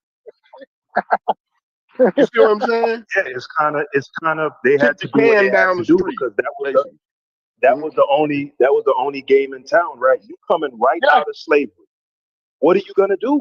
You got to take that deal. It's really nothing. There's no other really options, right? So and it's the same. It's the same game that they play with the IMF on a global level. You know what I'm saying? These countries are coming right out of colonialism, right? So you have no infrastructure. You have no continuity of business or doing business, or you know what I'm saying? You start from scratch. So in order to develop your country, you got to go borrow some money from these people. And then what they do, they write that fucked up contract that's going to keep you buried in debt in perpetuity. So the game is played here. Everybody signs to the contract. Chef and Fetty, stop what y'all doing. Come off of mute. That's all I'm saying Y'all is, cooking right? these niggas, So man. the Y'all, so the girl so they the cooking girl y'all right now. is the same thing basically on the micro scale, right? The girl that can afford to get through the week, right? It's her responsibility to read the fine print, right? And understand that app is now connected to her bank account, right? It's her responsibility to know that they charging her 45% interest rate on the motherfucker. So for every dollar she borrow, right, she got to pay them back $1.50. You know what I'm saying? Huh? What's her other option? Her other option is to tough it out through this. And her baby sick. Your baby sick and need medicine. She can get the medicine. She can either get that medicine, right, and not have something else, because this is decisions that people make every day at school, right? People decide whether they're gonna put gas in their car or they gonna eat today, right? Those are the decisions that's made every day. And it seems funny, but this is the society that we've built. This is the society that we live in. This is the America that we're comfortable with. This is the America that we became comfortable with. You see what I'm saying? So yeah, she has a responsibility, right, to be educated, because I'm in the same position as her. I'm not rich. I wasn't born with some type of silver spoon or no shit. Y'all see me. I work 90-hour weeks. Right. It's a sacrifice, right? It's do I wanna go to my daughter's softball game, right? Or can I just send my dad there and my wife there to cheer for her, and I stay my black ass here at work? It's life decisions that's being made every day. I understand what you're saying, Corey. So now listen. Now it could be that I, right, pay the ultimate price, and the girl who got the other girl that got the medicine, right, she do good, right? Because see, now my daughter, the ultimate price might be that my daughter may say, my 9-year-old may say, well, Dad, that was kind of fucked up, bro. You ain't never come to none of my softball games. You know what I'm saying? And so I really don't fuck with you like that. See, those are things. Those are all decisions that have to be made. Your personality, who you are, is all based upon a bunch of decisions you done made. You see what I'm saying? Go ahead. No, you're right. You're right, because the decision, if you realize that you don't have the resources. Now understand, I am not arguing for Chef. Now he got to bail his crazy ass out. Now he done said a couple crazy things here. He got to bail his own self out of that. You know what I'm saying? Imagine, let's look at the scenario, Corey. After the medicine this week, next week is the rent. So now she have the rent and the medicine loan. Then she have, if that is one thing, if it's one thing, it's okay. You can overcome it. But most black people around the world never just face one problem. When the kid's sick, no food not in the house. So now you decide, am I going to get food in the house, or am I going to look after the sick child? Mm-hmm. School due. School, it's always compounded. And it's compounded, definitely. Mm-hmm. It's always it's not one thing. When people say, it's the medicine, chances are the child sick because the child nutrition never good. Mm-hmm. There's no good supermarkets in the area that you live. The last time, if you point on a strawberry, the child can identify. Absolutely, I agree with that. I used to tell somebody, now this girl was acting like she's all that. And I said, that your baby can't identify chicken leg. Your 6-year-old child never said chicken leg from a born. Or somebody will tell me that oxtail tastes like turkey neck.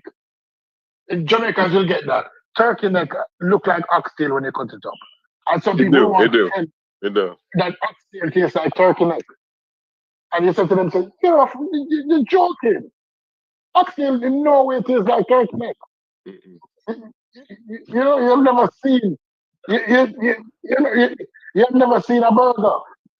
There's simple things like that. Because what we face is economically from day one. It's easy to compound problems. So is that racism? Is it Get these racism? niggas, The Chef. compounding of the problems, or what? What are you saying, Chef? Yeah, I listen to y'all, and like I said, even in my statement, I said that racism, I believe in it, and I believe in systemic racism. And I said that racism do create disparities, right? Said it. You know what I mean? So now we're moving to the point where everybody go through this shit. All of the shit that y'all mentioned, right? Individually, and when y'all talked about the compound interest that countries go through coming out of colonization, all countries go through the same shit. You dig what I'm Right. saying? So, and they all face exploitation from the previous their previous colonizers, right? Right. Right. Fine. So where is anybody disagreeing so far? Now, I'm not even talking about particularly black people. I'm talking about every country that went through this. Right. y'all So agree? far, I'm walking with you. So far, go ahead. All right. I don't know if Now- everybody else. I'm speaking for myself. That was it. I don't know if everybody walking. all right, go ahead. So far, I Steve. am. Everybody didn't go through it, but continue. Oh my God. So who didn't? What colonized country didn't go through this? All right. China? China. No, Yes, no, they did.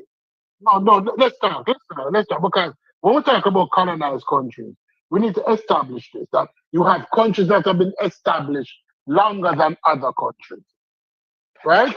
African countries, not because of the borders and on the map. When were they established? And when they were established, who were they established by? No, the majority of colonized countries weren't established. They're new countries. They're relatively new countries, less than 100 years old, in terms of getting their own autonomy. Would you agree or disagree with me on that? I can agree with that, but that's the majority of the countries. The majority of the countries in Asia and Africa and the Americas face the same issues around the same time. Are you serious? Give me an example. So you telling me India was India 200 years ago? No, it wasn't. There was fledgling kingdoms all through that whole subcontinent. Pakistan is new. India is new. The current construct of what we call it, China, that shit is new. Yeah, Are those y'all countries wasn't serious? even popping in the 90s and 80s when I was alive. Like, That's why. But yeah, that's why let's be India's so real. fucked up. India is a failed state too, Chef. Yo, I'm saying India, well, don't just pick India. India is doing hella good compared to African countries. The people You at the feel me? top are. The people at the top are, as a population. Fuck no. I would say Africa, I would say we would be in a good position if we had a country that was on the level of India. I wouldn't be able to make this argument. I'm saying that. If we had an India, the conversation would be over. I would say, y'all got it. Y'all right. If African countries are in there, then there are many Indians. There are many India. There are many Indians. See, now you're about to come with another excuse, bro. Nigeria is a India. If we're going to say India, Nigeria Excuses, excuses. Keep cooking, Chef. Nigeria is a India. Would you agree with me on that? If What we are you talking about? Nigeria is an India. You talking about in terms of GDP, production. Oh, no. In terms of the population who is wealthy, the population who is middle class, and the population who is poor. India is the largest middle class in the world. Right? No disagreement. If Nigeria is on the level of India, then the conversation is over. We all was wrong. So what? Because the whole point was there was no flourishing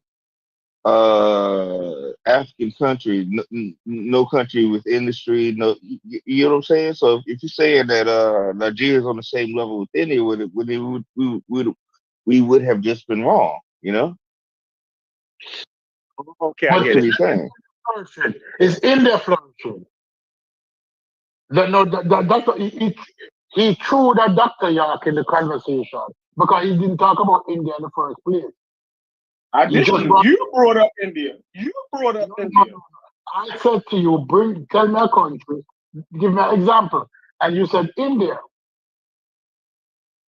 Give me an No, when example. you no Tell me when you when you said India, I started talking about how India, you dig what I'm saying, was a fledgling it wasn't India 200 years ago. No, You dig I what I'm didn't. saying? Like I I'm didn't. saying that political state of India, it wasn't that. You know what I mean? You had the Punjabi state, you had so many different, you know what I mean, factions of what when they got independence, you know what I mean, they came under one governmental system. That was forced upon them by the British. You dig what I'm saying? Those people living in one state together under one political entity. That like so the same things that happened in Africa, I'm saying happened all across the world. It just didn't happen to Africans. And if those countries are able to dig their way up out of it, right? With the racism, the don't speak the same, all of the same shit. You know what I mean? Why can't African countries do the same thing? And you said Nigeria. I didn't know Nigeria was on the level of India. And now that I know that, then I was wrong. Let me clarify what I said. I said to you, all of these nations are relatively new, right? All of these nations are relatively new. And you draw an example to India to say India is new also. Right. Because India wasn't India before the British mark out India and called this place India and that place Pakistan, right? But in fact, there's fallacy to your argument because India was India from the time even when those murderers, those Chinese murderers, had the largest empire. What them name again? Them start with M. They start with M. Genghis Khan empire. India was always India. Those people, although they were separate tribes, they recognized who they were. They had shared religion, right? It's when the Muslims come, the Muslims separate them, but they had similar religion, shared religion. They had a myth system. They were formalized. They were Get back highly to Africa. formalized, Get back to Africa. right? So therefore, I don't want the Indian, you know what I mean? I fuck India up. I fuck India up. I'm not an expert on India, so let's go, you know. India wasn't that. Start to look back in history and realize that it was. I stand on that. It wasn't. But you know what I mean. I'm not going to have a whole Indian conversation because that's going to derail the. You know what I'm saying? We're going to spend 30 minutes arguing about, you know what I mean, India, and that wasn't even the initial point. Even though I think you're wrong. You dig what I'm saying? But I'm not going to belabor. No problem. We're going to talk about African nations now. We're going to take nations, right? And none of them on first world level. When I was growing up, they used to call them third world countries. Now they're calling them developing countries, right? And so none of these developing countries have achieved the level of a Taiwan, of a China, of a Singapore. Although Singapore, when Singapore was coming up, the Singaporean leader, the famous Singaporean leader, came to Jamaica in 1960, in the 60s, because our GDP was at a growth rate of 5%. He came to Jamaica and he learned why Jamaica had that GDP. Because Jamaica was on a big growth rate, 55% GDP, until you decide to fuck with America, fuck with Castro, that destabilized us. But that's a different argument. Many of these countries were just seen as resources, right? The Congo was always seen as Belgium bitch, Belgium rubber plantation, Belgium gem plantation. It's how it was perceived. And even after they got independence didn't mean that the colonizer left, completely. He still owned the land. A lot of the great houses in Jamaica, like Rosal Great House, that tourists go to. It's recently, last 40 years, ownership was transferred to Jamaicans. A lot of the land was still owned by the colonizers and the children of the colonizers. A lot of the resources are always owned by those people. Not because it's a big country. Okay, Right? so you're saying that African countries really are not independent. That's There's the only argument that y'all could be making. If Africa or if African nations are only the way that they are because of Europeans, then what y'all saying is that colonization never really ended. never ended. Okay. I can use the same argument. This is the disconnect in the argument because I'm coming from a position that colonization is over. So if y'all position is that colonization is not over and these people are left to their own devices, right? And I'm of the position that they was left to their own devices and they just made bad business deals and everything else. I think that was completely self-inflicted. And the only way to get out of that is by unfucking yourself. And the fact that they ain't unfucked themselves is their fucking fault. Do y'all get that? You know what I mean? But I get it. Y'all saying that colonization was never really over. Y'all believe in neo-colonialism or some shit. You dig what I'm saying? So that's the problem right there. They're not truly autonomous. They're not sovereign.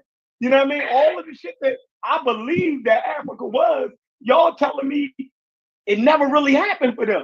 But it happened for the Japanese and everybody else. But the true freedom and shit never happened for black people because of racism. I got it. Yeah, I would love to hear what Brother Majasi would. I would love to hear your thoughts on My this. God, Like, Chef cooking, man. What's gotten into you, Chef, over the past 2 days? No. yeah, I ain't gonna lie. Like, this is You cooking. No, people. No, yeah. people on the panel think that. Colonialism. Yes, not you believe over? that? Do you believe that it ended? Oh Jesus! It didn't end. It didn't end. Oh man! These colonial powers left these states and left all resources in those states to the autonomy of the individual in the states. Is that what you said? So That Patrice colonial Lumumba and them died for nothing, right? Nkrumah presidency was a farce. You know what I mean? African independence never really happened. We've been living in a fantasy world since the 50s. It's basically the white people are so bad that they pulled the biggest scam on the whole fucking man. That's crazy as hell. Motherfucking Haiti never was independent then. They never was able to make their own decisions. Let me give you an example. Jamaica don't have a Jamaica I mean, don't have a choice for why they the way that they are. Because white people just Chef, I'm trying to figure out because I think Stu Pease really laid it out clear. Chef, I'm trying to figure out the question that you're asking. Are you serious with your question or are you being sarcastic? No, I'm being sarcastic. Gotcha. I'm being sarcastic. Okay. Because you had me convinced. I'm like, I don't know if he's serious or not. Is he really asking this question? But that's what it's leading me to, though. So y'all, I'm asking because I'm saying that decolonization happened, but everything that he's arguing, he's saying basically they don't have true autonomy. They're not sovereign. You did what I'm saying? Decolonization was a farce. So that means that all these African nations in them has been tricked for the last 60 years. So they dumb. That No, means No. something gotta be wrong with you. Yeah, Chef, yeah. they have And if that was the case, then y'all win. At that point, I mean, we can't win. Like, so y'all win. Like, there's but no the there's point, no overcoming that. but the point, but the point I think Chef is missing is now you have corrupt leaders who are carrying on Right, the colonial mentality and fucking up the country. It's not just right. they And woke up one day and said we want to fuck up the country. They're getting Self-inflicted. bribed. They're getting I- bribes. These leaders. Self-inflicted. Listen, I had a man So telling me, he said, listen, one of the kings of his country took some of the wealth that was laid up for his people, sold the shit off, and went to Europe somewhere. So we understand that there's definitely some self-infliction, but it's part of a mental problem that we're suffering with this corrupt mentality. We, Okay. when we were on our own, despite all the shit that you talk about, I'm with you. I'm with you. anybody, I'm with you. any and everybody would tell us ancient Kemet was one of the greatest and most Oh God. peaceful civilizations. I Africa remember was doing very well with what they were doing, despite whatever we think. They were doing well on their own with all of what we think was bad problems. Because we have I'm to not look saying at we're being tricked by historians, and historians are making it seem like everything in ancient Africa was war and tribalism, and that's not true. It took time. They sat down and they reasoned amongst each other. We're not doing that. We're having shitty YouTube conversations without being very well read and understanding the history of what we're talking about. And that is okay, my let me beef with Chef, people. let me say You let me say good. something. Give me 2 seconds to say something. Why is the colonization never ended? When most of these governments were established in the 50s from African countries, they were established under the grace of the colonizers. Whether it want to be Mugabe in Zimbabwe, whether it want to be Bustamante in Jamaica, everybody had to go down to the colonizers and kiss the ring and say, listen, we understand now that we're independent, but guess what? We will still fall in your accord. You can go back and read history. Everybody who got independence, stipulations were put in place. It had to be status quo. There was no full autonomy. And then in those days, America, the colonizers also, but they colonized different. They support certain government, like when they supported the Shah in Iran, and they support something in Panama. That's the general that died in prison in Miami, Noriega in Panama. There's no autonomy. When Panama got independence, they did not get full control of autonomy over the canal. And when Noriega decided, listen, we want the canal to decide our future because it makes a lot of money. He was disposed. It happens all over the world. None of these countries are autonomous. They're independent, but they are not. And when you start looking at leadership around the world, you realize that colonization never ended. It just got a different name. Okay. Yeah, Okay. that's what you're saying. Well, that's the problem. That's the problem. Right then and there. Now, Haskell, where are you at? Haskell, like you're not in Majority. here. Joey. Listen, So I'm gonna agree with you. I'm gonna partially agree with you, but I'm still gonna say that you should read more and learn a little bit more before you I agree. We make all should. these We all broad, should. sweeping I would conditions. say we all should. You feel me? But I Soon as, should be soon able as you to have come on the a panel conversation. where I'm at and you tell somebody, well, you need to read more, or you just need to read, like you automatically, like I'm automatically writing everything you saying off. Like, you see what I'm saying? That's wild as fuck. Cause like obviously he's well enough abreast on the subject to even have a conversation, right? Furthermore, though I don't agree with everything he's saying, right? He sounds more learned on the subject matter than you is. So the wild part is you get these wild ass niggas saying, which you need to read more. Like that's not a rebuttal, homie. That doesn't rebut or disprove what Shepard said. Corey, What it shows is that Corey, what it Corey, shows I is that agree. all you got. I agreed with what he said, but I But what do you still need said to? But you now should he need read to more. read more after he. I need to read more too. I need to read more too. So it's not Bro, just that's him. a wild ass response, bro. It's a Well, wild then, ass response. well, And then it's a fine. wild ass response. But then it's a wild ass response that I'm not standing down from. I think we all Cool, need to read fine. more and be more well I ain't informed. saying I'm you not need standing to down. stand down. I'm just saying, like, But it's a wild ass I don't give response. you no And that's gonna credit. be my response. When I'm on I the just- panel, right, that's Corey, automatically not Corey, getting that no doesn't- point. Corey, I can tell how well read Chef is on the issue by the way he's talking. Whether he's halfway well read, not well read at all. So I'm not saying the man didn't read nothing. I'm saying I So, could tell he needs to read more. listen, I need to all read he more. need to do is be But I know abreast that. of the subject. Because Would he have to read to do that? Does he not? Nothing. So you have to read? Nobody. Listen. Wow, Corey. Jose, That's some wild shit. Jose, That's Jose, calm down. Listen. Nobody's on the panel, on this goddamn panel, is an expert in shit. Not a damn thing. Not one subject that we talk about is any expert ever came on any of these panels. You see what I'm saying? So, like the whole, well, I can tell how much he read and how much he did. Man, get the fuck out of here, bro. I'm not standing down. I'm not standing down because watching YouTube videos clearly doesn't inform anyone of real life. You have to dive into some sort of academics. I'm not standing down on that. Corey, I love you. You're my brother, but you just a wild bro. You just out here. You're wild and you're outspoken. That's why we love you. And I'm sure under all the talk he talk, you're well read too, Corey. So don't act like you don't read nothing. I don't know, but y'all see. Don't do that. I have Don't do a that, point. Corey. I'm not accepting that Might from you. have, Because I know you Corey, let read me give too. you an example, Corey. Corey, let me give you an example. Joey, go ahead, Corey, let me give you an example.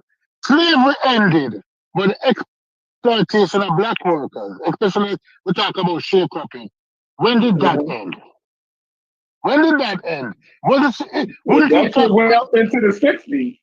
Sharecropping went on up into the 60s. And when do you classify sharecropping as a quasi slavery, especially those persons who didn't get paid in American dollars? Those persons who got paid. It was high level exploitation. You know what I mean? I will agree. High level exploitation. And the same thing happened for all of those countries. They weren't given independence, but it was slick. They're slick with it. Listen, not like Francis Cressy Wilson, but I'm black, and everybody, you know. It cannot be natural for some people to be so evil. But but when you start looking at it, I wanted to say something, but I'm gonna sound like a complete sellout if I say it, so I'm not gonna say it. Y'all go ahead. Say it. Because here's the thing: everybody's experience is not the same. I know my family's history, and actually, I'm not saying sharecropping was a good thing. That's not what I'm saying. But my family did come up off of it. I'm just saying, like, it might not have been the same for everybody. I'm just saying, like, but like, yeah, like, you can't speak in absolutes with anything. You feel me? Okay, we hear you.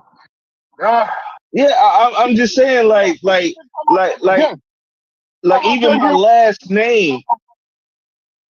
even my last name, Stu Pease. God, this is gonna sound coonish as fuck. Even my last name on my grandmother's side, we took on the goddamn slave owner's last name. We came up off that shit, bro. Like we was good. Like so I'm just saying, you can't speak in absolutes. I'm just saying. When did you come up off it? When did your family come up off it? 1950? Say that again. When did your family come up off sharecropping? When did they? No, earlier than the 50s. I think it was like I'd have to look it up, but I think it was more like 40s, 30s, some shit like that.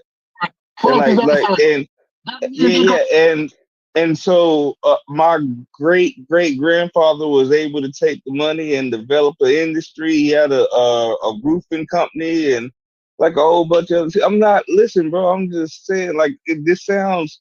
I don't even want to admit this shit. It sounds coolish as fuck, but I mean, I'm just saying you can't speak of that out in absolutes like that. goddamn, I hate to even admit this, but I'm just saying, like, How is that coonish? No, that's yeah, not. but that's what Listen, happened. Smalls. That's not coonish. Listen. That's not Yeah. coonish. I have to interject Uh-huh. here. We have anecdotal experiences where people didn't experience the full atrocities of sharecropping. For And example, that's because what that's I'm what we're talking saying. about. No, we do. Right. We have in that same Yeah. era. We have a few black folks that managed to make it into higher classes of finances, They economic. thrive. They They thrive. some of them Yeah. thrive. We've had a political class that developed during the sharecropping era that had and even existed before slavery ended that really It is managed to move anecdotal into though. position to change their trajectory. However, the complicated thing about this is that when we speak in the critical mass, the generality, when we look at the statistical reality of Black folks during sharecropping and the peonage in that system, that's when we kind of do an accumulative assessment of things. So it doesn't Mm-hmm. disqualify Right. your ancestors' experiences. What it does, it says, what Stu Pease is elevating is that when we look at what happened in 1865 and the ratification of the 13th Amendment in 1868, we knew that slavery, for the most part, ended in its formal way before that. But the system that was created afterwards maintained the economic advantages for white Americans and for the broader white American, even those before they got migrated here, that benefited them for generations afterwards. And Stu Pease is using that as a metaphor, a simile, to translate that this is what happened with colonization. There was no group of Europeans that just walked away from Africa and said, okay, well, the niggas want to take over. Let's go ahead and hand it to them, sign that right here, and we're going to go ahead and ship on out of here. Yeah, let us move those boxes. We done. No, they buckled in. They created their strings for puppetry. They created their industry of contracts. They created, debt. They created structures to make sure that, yes, you can rule and be in face to look like you're ruling, but all of the economic resources underneath, this is ours. And we're not going nowhere. And we got the gun to make sure that that's secured. And that's what neocolonialization looked like. And if we study, and I'll land here, if we study all of the liberatory personalities that came in the 1950s and the 60s during the independence movement in Africa, most of them was overturned by a coup or some type of militia in the right wing who was funded by the same European groups that were so-called backing out. And so it never really transferred into complete autonomy of the Africans to own. It just looked like it did. But ain't no European or white group ever gonna sit up here and pass up no money. If they've been in there for like 60, 70 years making money off of some land and some group of people exploiting it, they ain't gonna just walk away just because some revolutionaries came up and said, we want this for ours. They just gonna change face and adjust the system just like Jim Crow and segregation did, and sharecropping did. And I land there. Thank you very much. I appreciate your eloquence to explain my points. Beautiful. It can't be said any better. Colonialism never ends. Well, Johnson preaching it this morning, bro. I ain't gonna lie. Yeah. No, I'm not preaching. I'm just reiterating what y'all already said. Not even I'm preaching, just reiterating what y'all already said. You're making some excellent points, and you're kind of surmising what we've already said in a nice, understandable package. Yeah, in other words. Absolutely. Yeah, so, and I didn't get a chance to say this earlier, but man, the conversations that we've been having, y'all been having over the last few days has been nothing short of phenomenal. I haven't been able to jump in, but I've been listening, taking notes when I can, and just been impressed. So I appreciate y'all brothers for having a much wider conversation than the Gorilla Gate and Black Egypt. So I appreciate y'all brothers. Hey, Mujasi. And gentlemen, you go ahead, Joe. That is what being well read and well studied sounds like. Right. That is someone who didn't watch 20 YouTube videos last night and actually opened a book and read something, wants to impart some knowledge. And that is what I think we need to do more of. Get together and study and have more intelligent conversation. I'm angry, you angry. but fist pumping has its place. I don't mind the fist pumping and the keeping it real, but as Dave Chappelle said, keeping it real can go wrong at any time. That's all I'm saying. Well, you know what? I'm gonna say this much too, Joe, and add on to what you're saying. Value your brains, brothers. Because there's a lot more that I want to contribute, and a lot more that I'll be able to contribute. But I have a head injury, and so like, listen, I would give up any muscle in my fucking body, like to just have my brain. You know what I'm saying? Like to have the memory I used to have, and like so when you guys talk about read this like shit, I've read shit that I can't even remember though.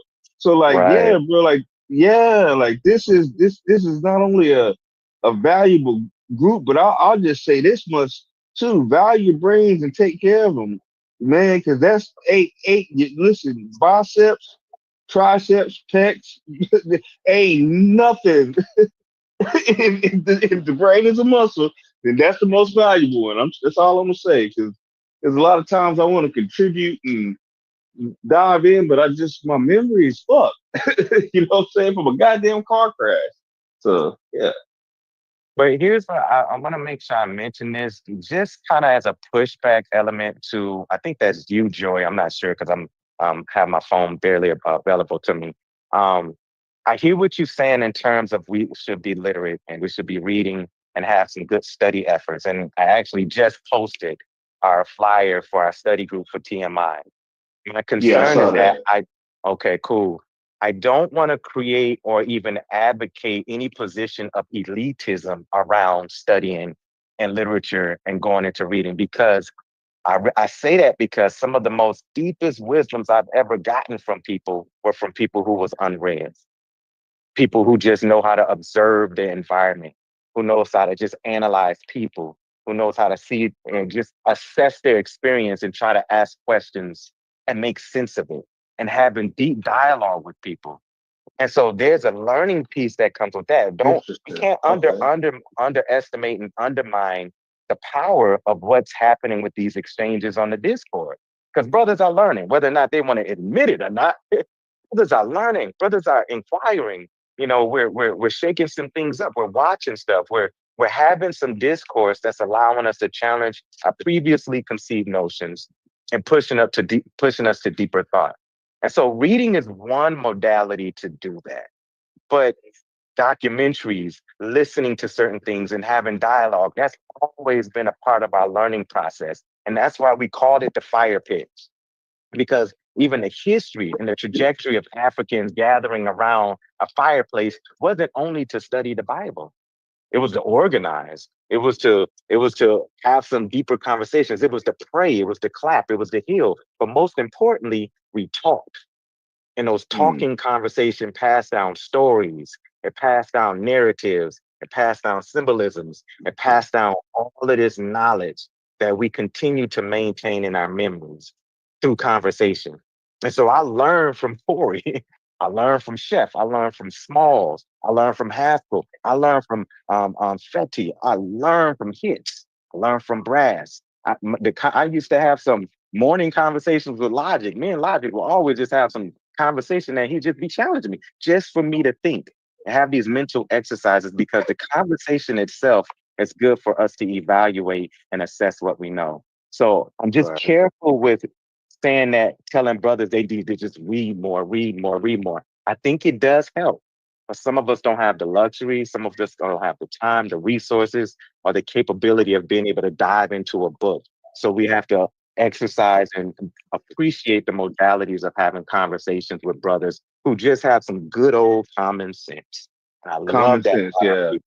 Absolutely. And information is information, brother Bajasti. Like no matter how you absorb it, right? You know what I'm saying? Like, Absolutely. Absolutely. yeah, Absolutely. if I just happen to be driving an 18-wheeler and listen to a fucking a book on audio, Yes. is it different for me? Like reading, like what's you know what I'm saying? Like Exactly. I don't It's how know. you take in information and how you process it. Because what you Right. find amongst our people is that a lot of us can retain a lot just by what we listen to. We retain a Yeah. lot just off of what we conversation about. And Dude, so even if we don't read the book, talking with somebody about the book at least gives us some glimpse of some insight for us. I learned that. I agree with you, Mujahid. I'm not trying to be elitist. I'm just saying reading is a habit that I never had. And as an old ass man, I'm developing the habit. And I think Absolutely. it helps me. And I'm trying to encourage others while they're Absolutely. young to make an attempt to read It something depends on what because you it helps read. you. No It doubt. depends on what you read. Man, Because I didn't read just so because much you read shit. don't mean it's gonna broaden your horizons. Yeah, Some of the shit I you That's read true. will make you stupider. But go ahead. I Go didn't ahead. Well, I didn't well, read so much shit, and I don't like to sit here. Y'all never gonna get me to butt my chest about that. Like that's I take all of those slights because I didn't read so much in my motherfucking lifetime. Like I'm just going off the hip now. There's enough information that's downloaded where I can go on YouTube and basically shoot from the hip. You dig what I'm saying? Like that's what you do when you once you develop those type of fucking muscles. Once you acquired enough information, you can basically have these conversations, Joey. You feel me? You don't have to be I agree. I agree. So I'm asking the question. Now that we didn't got to the bottom of it, right? I'm saying now y'all saying that the undevelopment of Africa is due to outside influences. And for some reason, these colonial outside influences dealt with Africa in a way that they didn't deal with no other people that they colonized. That's what I'm getting. It's either racism for Negroes, right? That's worse than the racism that they showed to Indians, Chinese, and anybody else. That they only dealt with Negroes in such a way where we're the only colonized group, right? That was colonized by Europeans that can't get out the fucking mud. It's either that or it's our inability to be able to deal with him intellectually. Because if he didn't trick the whole world, that colonization never ended. It gotta be something wrong with niggas if they been tricked for 60 years. Like that, we're a part of the United Nations and everything. All of those countries got seats in the United Nations. Nobody brought this up. It was a false, basically the Emancipation Proclamation and the freeing of the slaves. You're basically saying that they could have tricked us on that for the last 150 years. If the African nations don't know that they're not still colonized, then could we come from those people? Could we be tricked about slavery never ended? Is this the level? Is this the level of our intellect? Y'all about that a few months ago. Brass tried to elevate that. You can make the argument that slavery never ended. No, we're not doing something correctly. No, we're not doing something correctly with our sovereignty given back to us. That's something that we gotta address. True. There's elements of that. I'd say it'd be a mix of both though, Shepard, because here's the thing. I want to be completely on your side, but man, when they point out certain examples, I'm like, yeah, bro, like you can't deny that. You know what I mean? Like, I never denied racism. Right. Fundamental point. It creates the disparity. I keep saying it. So if y'all think I'm saying something that y'all not saying, if I'm saying that racism exists, it creates the disparities that we see. But the fact is, when you don't even know that you're in control of your own country, that is a mental lapse. That is a failure on your part. Nobody else. See? Well, Joshy, that would be what I would have to accept, though, bro, and that would be, that would hurt. And also, he said something that kind of resonated, right? He said something about is the racism against black people the worst kind of racism? Basically, like they do racism with black people different than they do the rest of the world. Is that? Yeah, You know what I mean? like That kind of caught me right. That made me pause right there a little Yeah. bit. Yeah, that's a No. it's something to consider. And here's what I have to, clearly I'm always transparent with y'all of what I know and what I don't know. And I don't know the dynamics and the geopolitical histories of India and British dealings in China and their dealings in other parts of, like the Polynesian area. Especially when Their Mexico dealings can exist right next door Right, to America. exactly. You know what I And mean? so, It's hard for me to fathom that racism is somehow different for the African countries when Mexico can exist right next door. well, here's the thing. I don't know enough in terms of how they may have created a buffer class and created a proxy government to establish in place because I don't know. I mean, I don't know enough about Indian independency. I don't know a lot about the Boxer War in China. I don't know a lot about those pieces. Russian oil when the rest of the world is asking them please not to. They're actually threatening them. Right. The world is threatening them to bomb their asses because they buying Russian oil and they telling the rest of the world, man, fuck y'all. Right. So when you hear I like that, Go ahead. When you hear a lot of African countries now, like what we talked about this Burkina Faso thing a few months ago, when we're seeing African folks saying we want to get the French up out of here, it makes you reminiscent of what happened in Rwanda between the Hutu and the Tutsi. And if we use that analysis and say, well, they did that to themselves, which part of it is true, Chef, I totally agree with you that there's an analysis that we can make when we're looking at what is self-inflicted and what we continue to absorb ourselves into. We still have to hold space for the analysis of how much did the Belgians and the French create the dynamic between the Hutu and the Tutsi that end up transferring to that civil war that they end up having in the 1980s. And so that's I think the 1980s, 1990s. And so that's the complicated piece that we have to examine, that both do exist. And that there is a piece that we can't create a blameless African. Yeah, we can't create a blameless African in this because, like I said in the post, part of our adaptation was us feeding into our own avarice, our own selfishness, and being able to create our own insulated pocket of class to fulfill our own interests. And that's the corruption that we see in Africa. And some, even if we go beyond that, they've criticized even Mandela for being a part of that puppet proxy government system, even for South Africa. And so there's a lot of different ways that we can explore how neo-colonialization transferred into creating false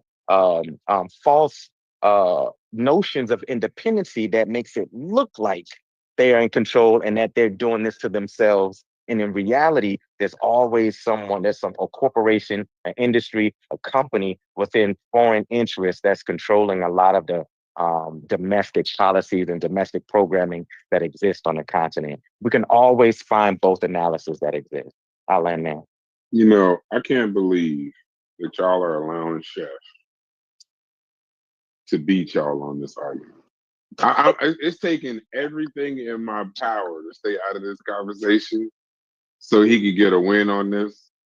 What are you hearing, Braxton? Where you saying? It's what I'm not hearing. Y'all so focused on racism. Y'all ain't saying nothing about chattel slavery. Y'all ain't saying nothing about Jim Crow. You ain't saying nothing about Reconstruction. Nothing you're talking about. We talked about Jim Crow. Yeah, but racism. The different forms of racism is a different argument. That slavery that we were under, the chattel slavery, is completely unique in its use on this planet. Like there's it was meant to wipe us out. It wasn't it wasn't indentured servitude or nothing. It was and then right after that, you know what they gave us? Nothing. Reconstruction. And then you know what they gave us right after that? Jim Crow. And then you know what they gave us right after that? Civil rights movement. We're literally, as far as like people on this particular side of the world in the United States, we're nowhere near where we are, but it's because what we went through was unique. And it's not an excuse. It's not a damn this, that, nothing. Now, some people, I agree. Some people with Chef say, this is why I didn't fight him too much on it, because he didn't say all. Some cases, there are just some lazy motherfuckers that had opportunities that just fucked off all kinds of opportunities and there are people that win. But we also have to focus less on racism and focus more on chattel slavery and what we went through. It was built to destroy a race. Even when we were on this continent after slavery, we still weren't even considered human. Right. So now there was I think that the conversation was more in the context of the African sovereign nation. African okay. Absolutely, yeah. That's because I would agree with you there. Definitely. Yeah, I agree with you, Brad. Okay, then I fucked it up. I guess I want to kill Chef so bad. I'm just fucking up the conversation right now. But somebody just for no reason. Somebody for no reason. Listen. Chef has to be stopped. I don't care what anybody says. Why?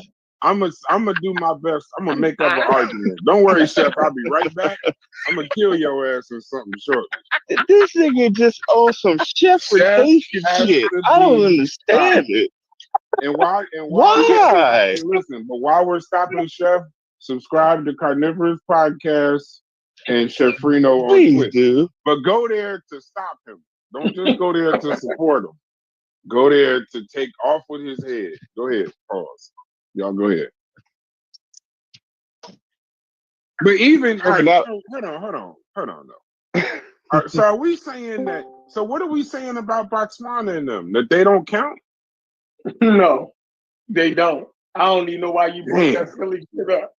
Like, damn. Like I never heard. I'm going to Botswana. Yeah, but that could also be because they don't know. Don't know. Well, then listen. White man win again. Let's see why I say he got to be stopped, bro. Right there, bro. I'm trying to think Chef is just instigating this just to be instigating. I don't think he believes this all. Wakanda exists and is that really nigga Loki. Botswana. I didn't say Wakanda. Botswana is real. Botswana is a real place. This nigga that brought up some Zulu. Like, I said Botswana because you don't know it. Right. No, I know you just don't know what's going on in Botswana. You don't know what's going on in Ghana. I don't either, but I know it's successful. Look, Botswana is some Zulu. So now you telling me some Zulu then got it jumping. And, no, sir. I'm not. No, Botswana gained their independence. I had to look it up. I'm being honest right now. Botswana gained their independence in 1966. It was one of the poorest in the world in 1966. They used their diamond wealth wisely. They avoided corruption compared to their neighbors, and now has a higher per capita GDP than South Africa and is praised for its stability and governance. Barbados, former British colony, majority black, has a strong tourism financial sector, transitioned to a republic in 2021. GDP per capita is in the upper middle income range with higher living standards than many European post-communist states. Cape Verde, Mauritius. Now you could say they don't count because they're small, but look at all the other small places that's fucked up. Like they actually did it. Yeah, Cape Verde. Cape Verde, small island nation, resource poor, but invested in education and political stability, consistently ranks highest on democracy indexes in Africa. Mauritius, multi-ethnic, in Africa, transformed from a sugar economy to a finance, IT, and tourism economy, considered an African tiger with one of the highest human development indexes in the world. These are examples. Now you can ignore them. That's Mauritius. You can ignore them because you don't know them. You got it. No, I'm just saying you can ignore them because you don't know them. But they do. I'm taking this good information in. You feel me? This is good. This is why they say we hate Africa, though, Chef. I'm be honest with you. Why? This is why the chat literally says we hate Africa. Literally. No, this is why.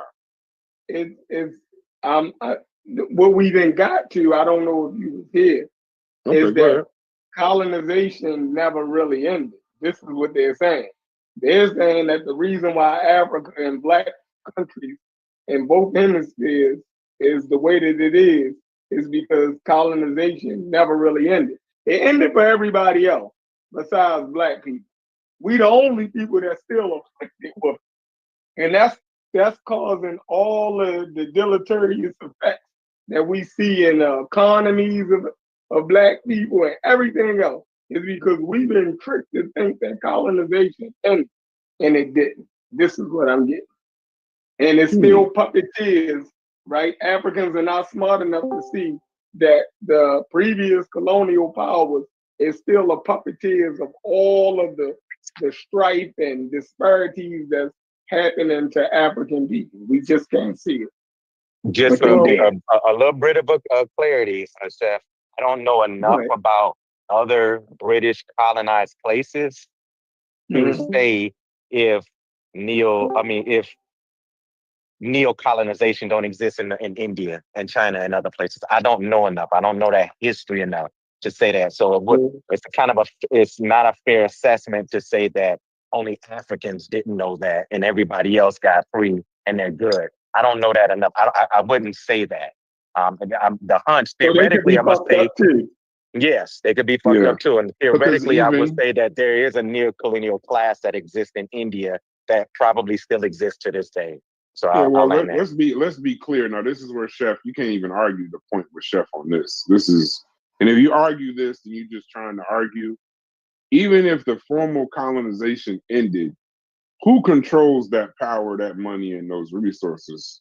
Even the military and weapons, in most cases, is still colonial. It's still there. So you can France still intervenes in shit in regards to West Africa today. United States still has those fucking I forgot what they call those bases, but that's why that guy at Langley, when he was talking about Ibrahim, it was so hilarious because it was the first time people really knew we have bases in Africa. They're called it's Afra something. They We have, outposts, basically. yeah, but they have a name for them. So, we can act like, look at what China's doing in Africa right now. The colonization, while it may have formally, like I said, ended, but those resources, it's too resourceful, it's too much money, it's too much, it's still a struggle for power over there in Africa. So he wouldn't be wrong in that. But I was just speaking about us here, because I ain't gonna finish my sentence because that's literally what they say. But I don't really, I am gonna finish my sentence. I don't really care what's going on over there. It doesn't keep me up at night. But what happens to us here is what I would be more focused on. And I'm telling y'all, chattel slavery was a motherfucker. And to go from that to Reconstruction to Jim Crow to Civil Rights Movement, it was difficult. And even in those cases, I would say some of that shit is our fault. But to say racism, it's I think he said something along the lines of it's just ourselves is the failure. No, racism can make you fail. With no fault of your own at all. There's definitely specific situations where systemic racism can shut down any fucking thing that you're trying to do, no matter what kind of will or resilience that you have. There's certain parts within that systemic racism that there's just nothing you can do. So what about yourself? How do y'all assess yourself? If racism was such a driving force, then how was y'all able to maneuver around it and live the lives that y'all want to live? And That's a real good question. Right. I guarantee you, if y'all not living the lives that y'all envisioned or wanted I guarantee you it was something that you failed to do your damn self. If you're being honest. If y'all being honest. Go ahead. I had so to get in my position where I'm at, it was people that made decisions before me. Yeah, that So would be that's that's kind of literally what I was about to say. that's my It wasn't use me. for it. Yeah, it wasn't me. It was not me. I can point to my father and my grandfather. Not so much my great grandparents, but my father and my grandfather. Well, my father, my parents and my grandparents. There were decisions that were made before me that that's put me not in what a I position asked. where I was shielded from some of that stuff. A lot of it. No, I'm not saying where you're at. I'm saying what I was asking, did something stop you from doing something that you wanted to do? Like, was there a racism or something? Most people at their jobs didn't decide to be where they at. They kind of fell into the motherfucker. So I'm saying, is this somewhere in life that you wanted to be, but you couldn't be because of racism? You know, yeah. I can answer that's that. easy. Go ahead, Majasi. I'm gonna actually say something that might support a little bit of what you're saying, Chef. Because of racism, I end up getting a position that that probably wouldn't have been served to me if they would have stayed true to their code of ethics and practice. I'm a professor at a college up here, and before me, in the department that I teach in, there was no Black person that served as faculty in that department. None. And because I graduated not only with flying colors, but some of the research that I presented and grounded in that field and discipline, they immediately want to absorb me in and say, we have to put him on faculty. But I think one of the biggest key decisions on why they had to do that is because they had to diversify their faculty portfolio to make themselves look like that they're more accessible to the community that was trying to access that program. And so it's because so you of Dr. Ben on the low. Wait a minute. So you Dr. Ben. No, not no. No, he got the degree. I'm just fucking with you, Josh. I'm just fucking with you. I just pictured this conversation happening. I just pictured this conversation happening between James Turner and Dr. Ben in the 60s. That's all I'm thinking. But go ahead. I hate to be an asshole. I think that's it. And because I in that respects, yes, I can see how the structure of whiteness and the typical practice that they had, that they was pushing up against in order to diversify their image and make it seem like that program is more accessible to wider communities, benefited me to be able to land a faculty position with this department. Now, and I'll land here. Has my life been heavily shaped and course corrected by white supremacy, especially in Minnesota? Heck yeah. And in some of the things that I didn't get to achieve in the time that I wanted to achieve it, impacted by my own personal decisions, that is also true as well too. There's some things, some decisions that I made, young, stupid, dumb, and not having the resources. It kind of changed and altered the trajectory of what my life should have been. And unlike my brother Brass and what he described, I didn't have the generation before me providing a blueprint, providing a path, providing resources, providing insight to be able to curve the direction that I was going. It just didn't exist. And so there's a lot of things that I had to push through because of what we call the intergenerational transmission of their experiences with racism and how it dictated the life trajectory of my life. I had to still push through those barriers in order to get the degrees, in order to buy my home, in order to start my family and stabilize my family and do some of those things. So yes, both exist. Am I impacted by white supremacy? Yes. But did I also make some decisions that impacted my decisions around that? Yes, as well too. And that's why I encourage you and want you to read that article that Dr. Bobby Wright wrote, because his analysis on Black suicide in the 1970s and early 19, going into the 80s, he died in 82. It gives us an interesting approach in how we examine the decisions that we make, the resources that we have, and what unfolds in our life that's dictated by social factors that we don't see. And I'll land there. Yeah, even excelling in the field of even excelling in the field of real estate, excelling in the field of finance and investing. Racism is sad, but I know I pay more because of the areas that I have to, in order to compete in certain areas, I'm kind of locked out of as far as investment.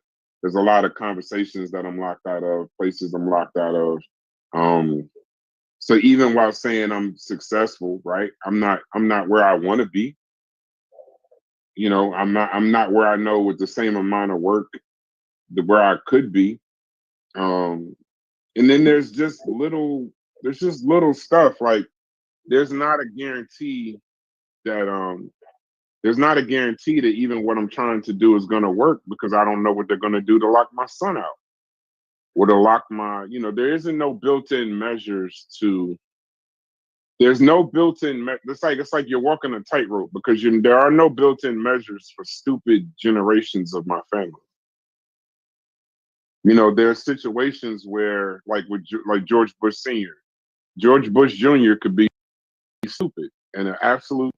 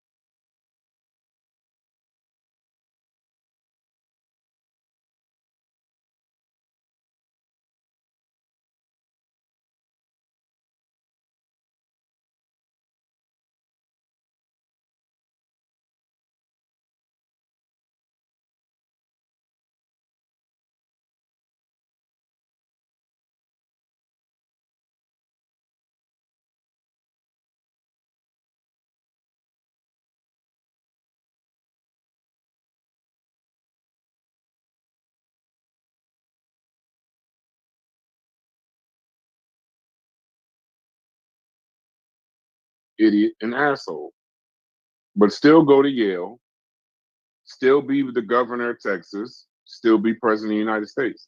I don't have that leeway, that human leeway. It's just we're just expected to do this. I know, and I also know, Chef, another place where racism affects me, even though I've been lucky so far. I've also been lucky enough to not uh, for certain things not to be taken away. I know I could do one thing where all of the shit can go. I can get a DUI. I can get an assault charge. I can make a mistake, a human mistake, human error. But my human error could throw away all, pretty much everything. So yeah, that's what's going on with us. What would you say, Corey? Oh no, yeah, I'm listening, bro. Hey. Yeah, no, I mean, so I don't agree that I just don't agree that when we say that the mantles of racism, this, that, and the other. I've never done. I always thought that appraisal thing was a myth. I hear people say it all the time. With I just changed the pictures in the house and got a $300,000 valuation. I'm in real estate. I've never seen that shit happen, but I do know for a fact that properties I have, the amount of work I got to do compared to what somebody else has to do to get them to appraise at a proper price, to be able to purchase them at a proper price, or a proper price where I can make a profit. Yeah, it's a little different. So, but now here's the thing, Chef, and this is why I say when my parents get involved. My parents taught me more about the residuals of real estate and the residuals of finance versus trying to be a for-profit financier. So the long game of finance, I wouldn't have never known that because it takes that kind of experience. And I'm sure they had to go through a lot of bullshit that I just didn't have to go through, that I was shielded from. Remember, there's 13 other versions, or there's 12 other versions of me that went ahead of me and all my sisters and brothers. So I'm an anomaly in a lot of this shit. That's why I don't like to throw success in people's face, because I know very well in the same set of circumstances, you know, it wouldn't have been that way. If my father would have gave up, if my grandfather would have gave up, I could still be on a fucking farm in Ohio, bro. So I don't like to quote unquote toot my own horn. I'm lucky, but I'm well advised, right? So I'm where preparation met hard work, and I allowed the luck to happen. So it wasn't devoid of racism. It was in spite of racism, with racism working just as hard to take away my success versus stop me from being successful. I think that's kind of like now he can speak for himself, but I think that's kind of the core of Sheffrin's argument, right? The fact that you can move the way you move in spite of racism, white supremacy, or systemic racism. Why can't them countries do that? Global politics is different, Corey. You know that. Yeah, I understand. Yeah, I'm just saying, global like, politics is different than the individual, but I'm talking about the in spite of, right? The in spite of part of it. Right? Mm-hmm. I think that's kind of the core. Now he could step in and correct me, but I'm thinking he's saying that's kind of the core of his argument is, in spite trade embargoes and tariffs, right? In spite of all of the threats and the divide and conquer, and they funding your next door neighbors and arming your next door neighbors, in spite of all that, right? You figure out a way to overcome that and still move through the channels and end up successful on the other end. Right? Yeah, you got to do a little bit extra. Yeah, you got to call your white friend to put the pictures on the wall. You know what I'm saying, or whatever it is. You know, I went to a jewelry store one time, right? And I had one of my white friends, you know, buy the piece of jewelry for me. You know what I'm saying? Like, it's different ways to maneuver in the world, right? So I think what Chef's saying is, why ain't they figuring it out? You know what I'm saying? Because India figures it out, and you know, other countries figure it out, you know, so to speak, right? Why? That's the assumption, Corey. That's the assumption. Because I mean, I don't know if they figured it out. Do you know that for sure that they figured it out? Okay. Well, so I think now it's still. Now I agree with y'all when y'all talked about the arm of colonialism always kind of lingering around. But even so, take Brass's story for example, right? Even in Brass's story, the systemic racism is still lingering around. I was telling Shepard, I think Fetty was on the call one time, on a Discord or whatever. And I was telling them, like, for the overwhelming vast majority of my day, right? I'm facing racism for the majority of my day. Like when I'm not home, you know what I mean? When I leave off of my property, immediately once I leave off my property, for the majority of that time, I'm dealing with racism, either directly or indirectly, right? I remember you saying that last week. Yeah. Yeah, but I maneuver. You know what I'm saying? I still make way. You know what I'm saying? I can relate to that because in the trucking industry, you definitely deal with that same sort of thing. Absolutely. Especially when you get to especially when you start to gain responsibility, like in your field, like you understand what I'm saying?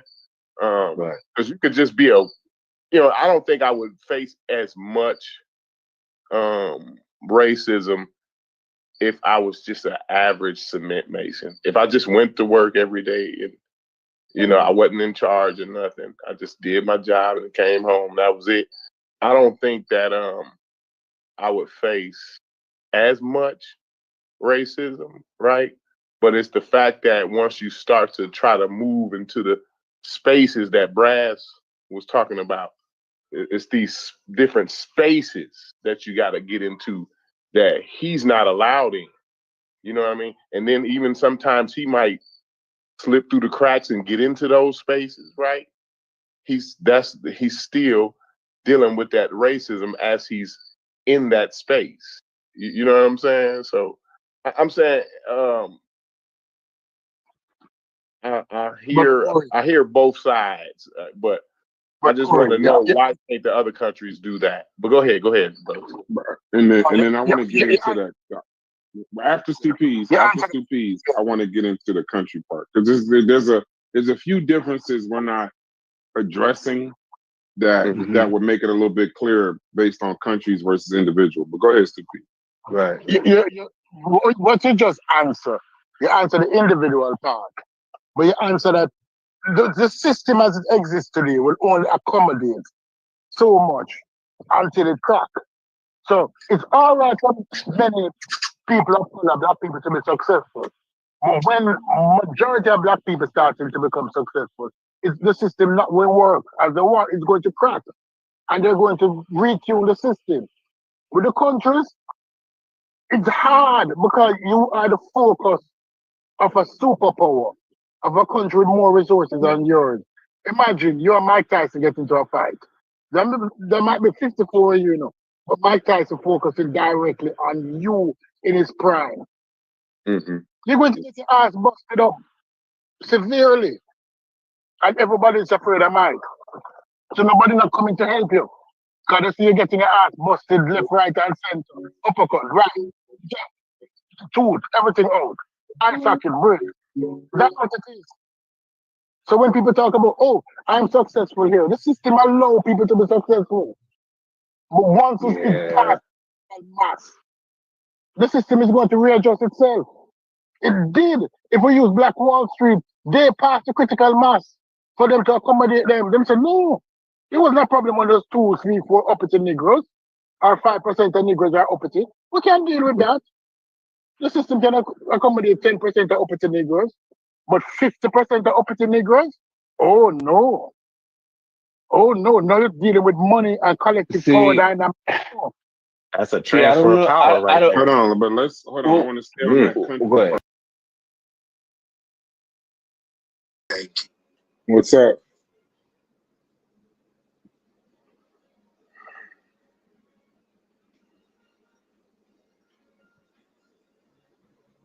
What's up?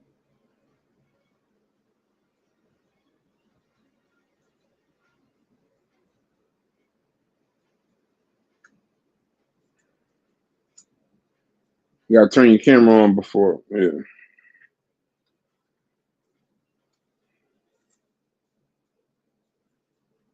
I like no, go ahead. I just don't want to get away from the country and individual because there's some distinct differences that I want to bring up. And I then also Well, looked up some stats so that we can get some uh-huh. clarity on a couple of things. But go ahead, Simone.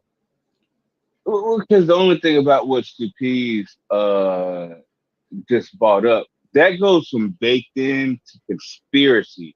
And that's where you kind of lose me a little. You know what I mean? Like what you kind of I don't know describing if that is was a some diss by Serious intentional or keep what a that black was. man down type of like I'm not convinced on that shit. I can go with the baked in shit. You know what I mean? Like the systematic, you know, is what it is type of shit. But this, like what you just described was like, let's not let these niggas come up. Where's the proof on that, though? No, I don't And think so it's a it's a proof. clear I don't think difference. that's a proof statement. Yeah, I don't think he's doing that. So you said Go ahead, Corey. Okay. Smalls, and this is just a question, and because I like the dialogue. But so you saying it's a clear difference between baked in and conspiracy theory.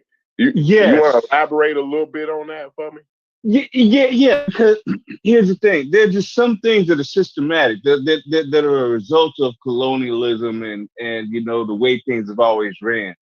But I think people take it a step further when it's like this is meant to keep the black man down type of shit. Like I don't know about all of that. I mean, maybe. I'm not saying it doesn't exist, but I don't know. Like you can kind of. Smalls, what if you have a government official who admits on I national was about to TV say, that go ahead. he created a policy to lock up people through the drug Say his laws? name, please. Please say his I want name. you to say his name because brother, if you broke it down, No. Say his name, please. Just say his name. I can't remember. No, it wasn't Biden. It was like No, under it the wasn't Nixon him. administration. Literally. No. It was Nixon. It wasn't Nixon, but who was it? It was Nixon. It was Nixon, but I thought it was somebody else who admitted. And he brought the people in. It was the same people that he brought in to turn them damn Democrats to work on them Southern Democrats. Yep, there was Southern literally strategy. a system. Like, hold on. When we talk about, I wanted to talk about countries, but now we about to have a motherfucking political conversation. Let's go. Something, bro. When Right, y'all talking about conspiracy and all this other shit, I did it already. Chattel slavery. What you don't realize in chattel slavery is the fucking unpaid labor. Remember, now listen, we so focused on, I call it shadow slavery, but chattel slavery. And in that time, we talk about all of the things they did to us during that time. Corey, what was the main thing that they didn't do in regards to us during slavery? They didn't fucking pay us. Right. It's 250 years of one class of people unpaid labor. Right. So no one, everybody, when we talk about the brutality, we talk about the this, that, and the other.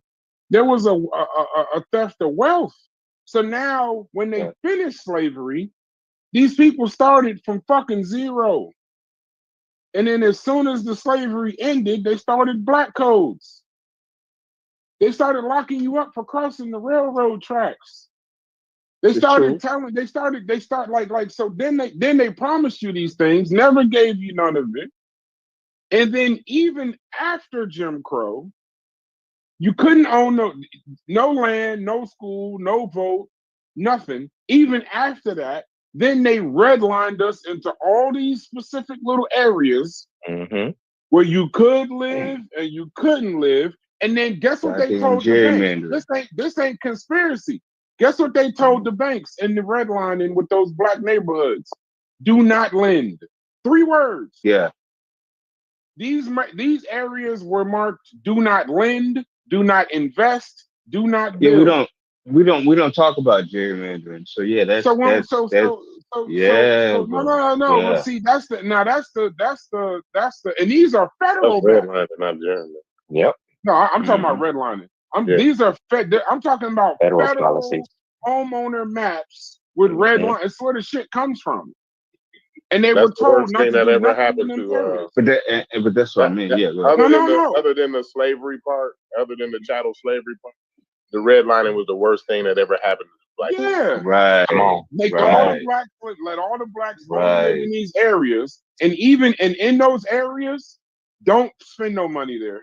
They investors were told don't do only specific shit. That's why you see all the same shit in the hood: liquor store, church, Chinese store, nail shop. You see the same shit because those are the people. Those are the people that you can profit from that shit. Everybody else is told not to invest. But hold on, it goes deeper than that. People don't talk about the GI Bill. And the Yep. GI Bill exclusion, when they were with the same motherfuckers after World War II, black veterans, they were denied the same shit that these people built their families and generations of white people on. They were denied the GI Bill. And what the GI Bill was, people don't realize that the GI Bill, if you really Created want the a white middle reason for a class. white middle class, Hmm. it's the GI Bill. That's right. Created the white middle class. The Yep. education and the housing of the GI Bill after World War II created the white middle class.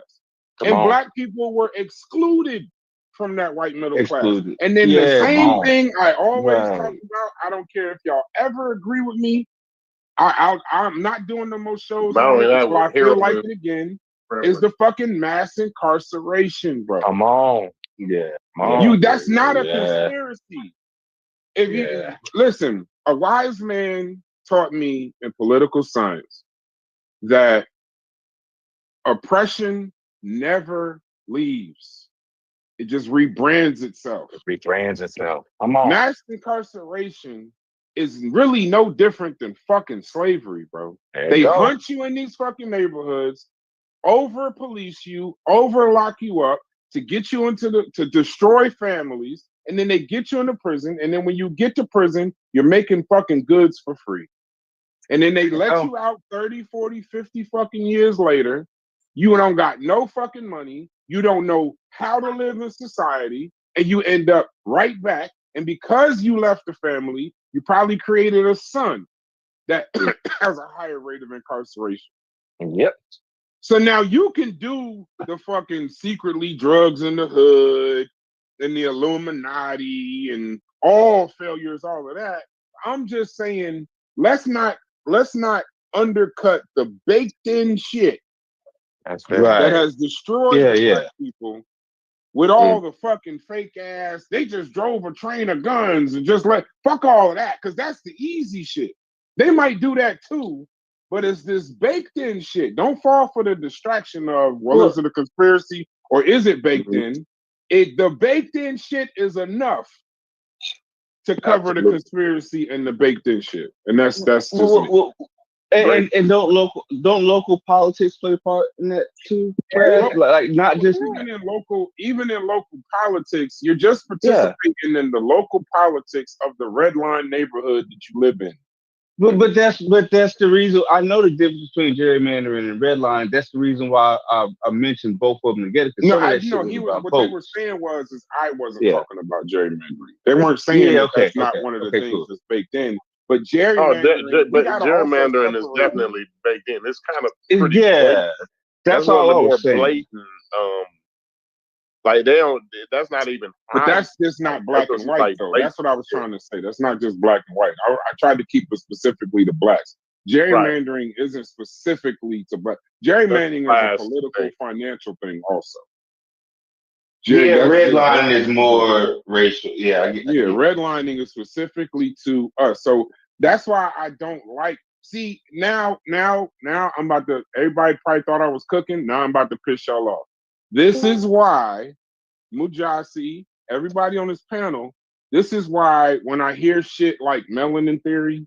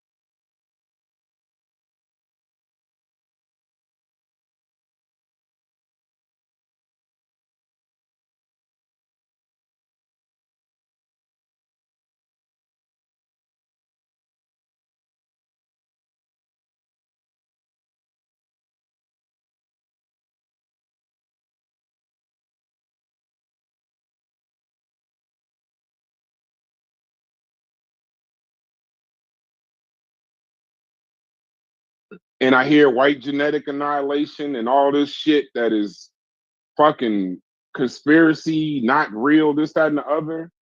There's enough real baked in things that we gotta focus on that we don't need to be Shouts distracted to by the you, rest of that stuff. London. Specifically from one of Coming us from a telling mathematician, us a that linguist, this and an is what we need astronaut. to I be really focusing appreciate on. your No, assessment. you taking the attention from the actual baked in stuff.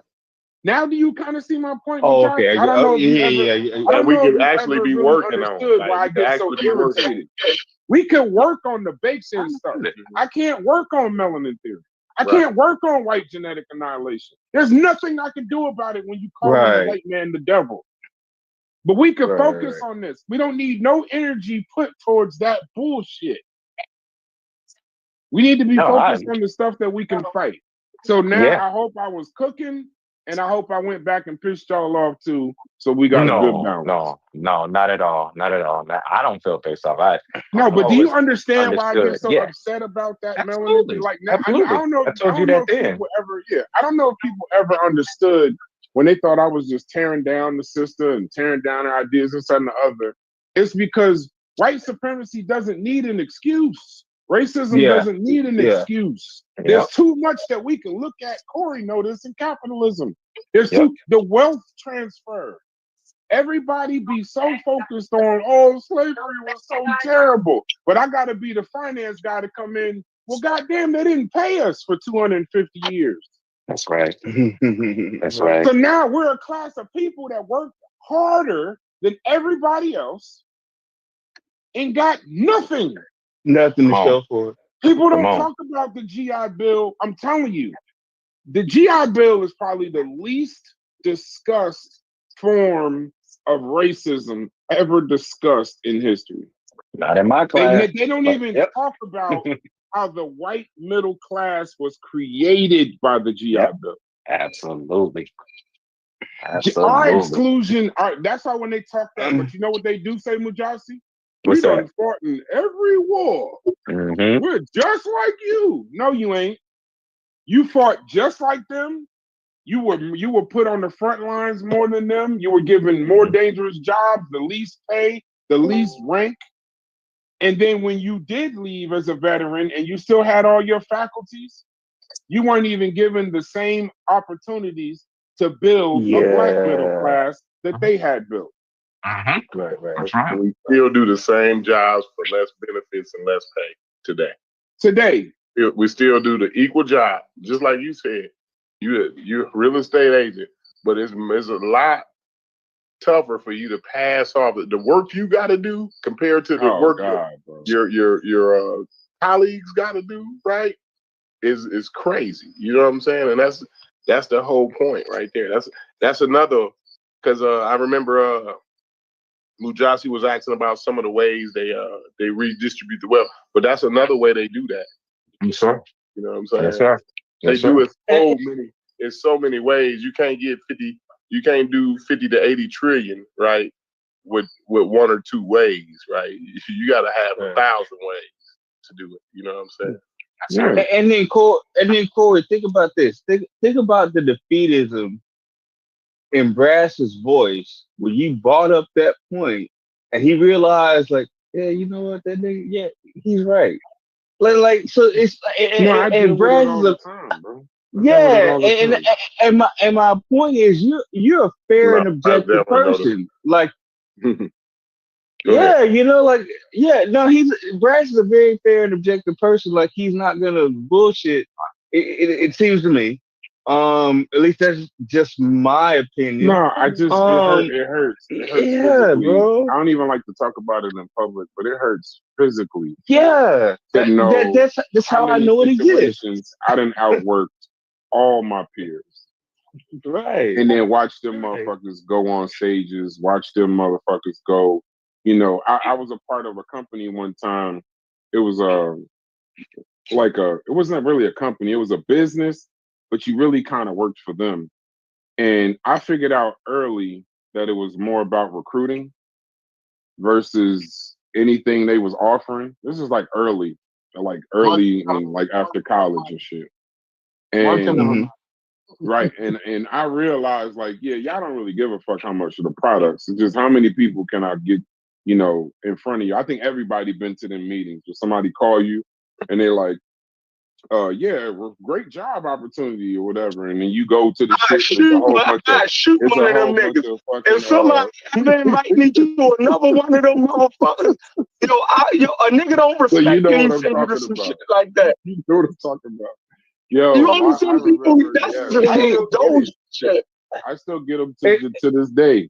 So like you go to it and you're like, all right, so it's like a A business Ponzi opportunity. scheme. Yeah, and then you go in the room, there's all this loud ass music, all these people dancing and fucking drinking lemonade. And you're like, man, what the fuck is this? And then your friend is staring at you like, hey man, what's going on? And like you ain't never seen this nigga in a tie or nothing. Now he in a tie. He talking you. He brought you over to some white man. This white man saying, this guy said you're one of the best niggas I've ever seen. So it's like, all right. So then you sit there What up, and they BQ? make the motherfucking like me.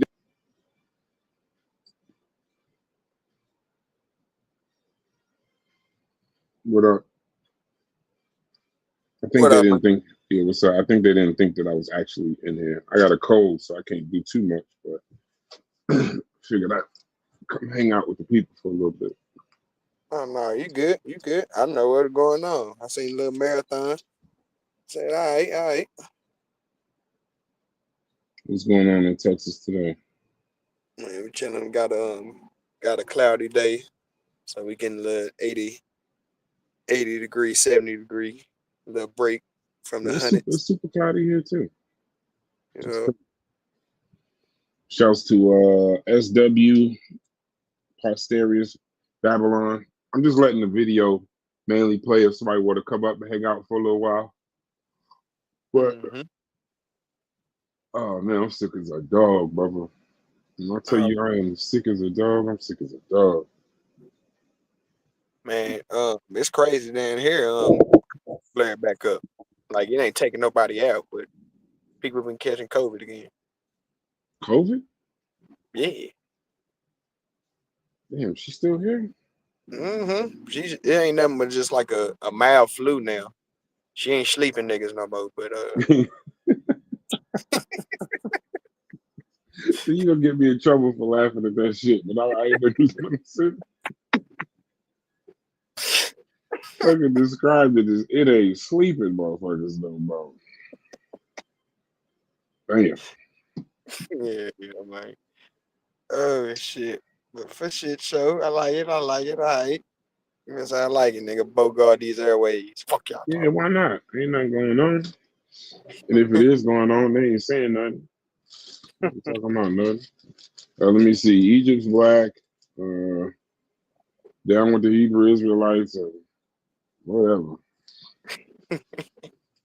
What the hell ever. The same ingredients that help you. What'd you say? I ain't gonna lie. I watched What's His Face channel the other night. Garfield, Tazariak was debating somebody. I can't remember the nigga name. But yeah, that shit was kind of wild, bro. Just I like watching shit for the people's fighting styles, not much of the actual information. Yeah, I just want to see the different debating styles and tactics, and that shit was quite entertaining. I think Tazariak's pretty good. Tazariak's from Jersey. Did you know that? But yeah, I can believe it. Tazariak reminds me of the dude on Joe Budden podcast, Ishmael. He reminds me. He is a lot like him. He I had ordered some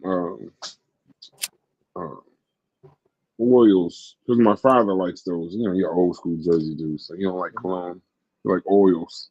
And I'm the same way. I'm an oil nigga. Yeah, and he got good oils. He definitely has good oils. I gotta shouts to him for that. He ain't I don't know if they Hebrew or if they Israelite, but they're good. Niggas say the oil good. Yeah, the oil is good, no matter how it play out. Who y'all play today? Let me see. Yo, you know they got us playing Grambling, bro. Yeah, that's that money. That's that money payout, baby. Man, I feel terrible. I mean, I'm glad they getting the bread, but mean, I don't want to do that No, to a I black thought. college like that. I thought they paid y'all. Nah, well, we don't need the money. They do. No, but still, but see, all right, yeah, I gotta, yeah, I gotta look at this shit. All right, bet. Yeah, That's what I the thought. big. That's your famous saying. This is big bank take little bank. Yeah, most definitely. All right, yeah, I got it. Because I knew there's money involved, but I didn't know Yeah, if Gremlin was getting paid or they had to pay y'all just to even get in y'all spotlight too. You know what no, I'm saying? this is probably the biggest check they'll get all year. It's pouring, you Right? say? They need to funnel that shit right into the band. Gremlin, nigga, one of the greatest bands ever. I gotta say, listen, Grambling got a great band, but don't sleep on Ohio State. That's all I'm gonna say. Man, it's different shit, man. I know they the greatest black band. All right, here we go, man. I'm just saying, like I would have. Bring, Have you bring seen your us? drum line versus Have you Gremlin drum line, have and you let's seen our band? Have you have you seen our band? know For what real? you're talking about? All right, now Yeah. you're going to get black culture now. See, I can flip that. I would take it all the way there. He took it completely. You know what? Fuck that. You know what? They might be right, bro. You going against black culture. All right, so it says we're paying them $1 million. Okay, Yeah, we're paying check them that. $1 million. That's chump change to y'all. Yeah, but I think I think even though we're paying them, I think we're paying I think them getting on that kind of stage is It's the greatest shit ever, right. bro. Do you? Gremlin don't play in front of 100,000 people. That's what I'm about to say. You know what's about to happen at halftime? That's why I'm telling Now you. I that's already what's see the gonna be memes. dope. Yeah, Yes. I already see the memes right now. How these niggas about to show out in front of all these white Are people. they gonna show all the way out? let me tell you something. They gonna show all the way out. There ain't no way that they can't all show all the way out. They're about to play not like us in that bitch, nigga. They're about to turn up. Pasteur said this is what Malcolm X meant when he said by any means necessary. Facts. Get it done, bro. Get it done. I think when I play these videos, I'm gonna start coming in here because some of the stuff that we say without explanation, it does sound a little wild. It does. It's like you just not figuring that out. It does sound a little wild. Cause I said fuck Africa the other day with no explanation, That's it. and I'm pretty sure niggas is still looking for me. We part of the that shit Space Jam. You had the Toon Squad. We the Coon Squad now, nigga. Okay, take this on. My wife is furious because she's like, you know, you don't feel well, and you just keep sneaking trying to. Oh, okay. She said, you keep sneaking trying to get your ass online. I told her I'm just listening to the video. She said, I hear you talking to DQ. Tell Queen I say hello, man. Yes, sir. I love it. That shit dope. Man, I'm loving the transition, my man, bro, because I really transitioned into that man area now of my life. Like I'm household, Fortnite with the kids, chilling. Only go out when I need to go to the studio if I'm getting paid for appearance or hosting. But Yeah. yeah, man, loving this shit. Three stages of life. You Yup. learn, you earn, then you return. 3 stages. First part, learning. Second part, earning. Third part, get ready to start returning. Just get ready. Can't stay here forever. 100.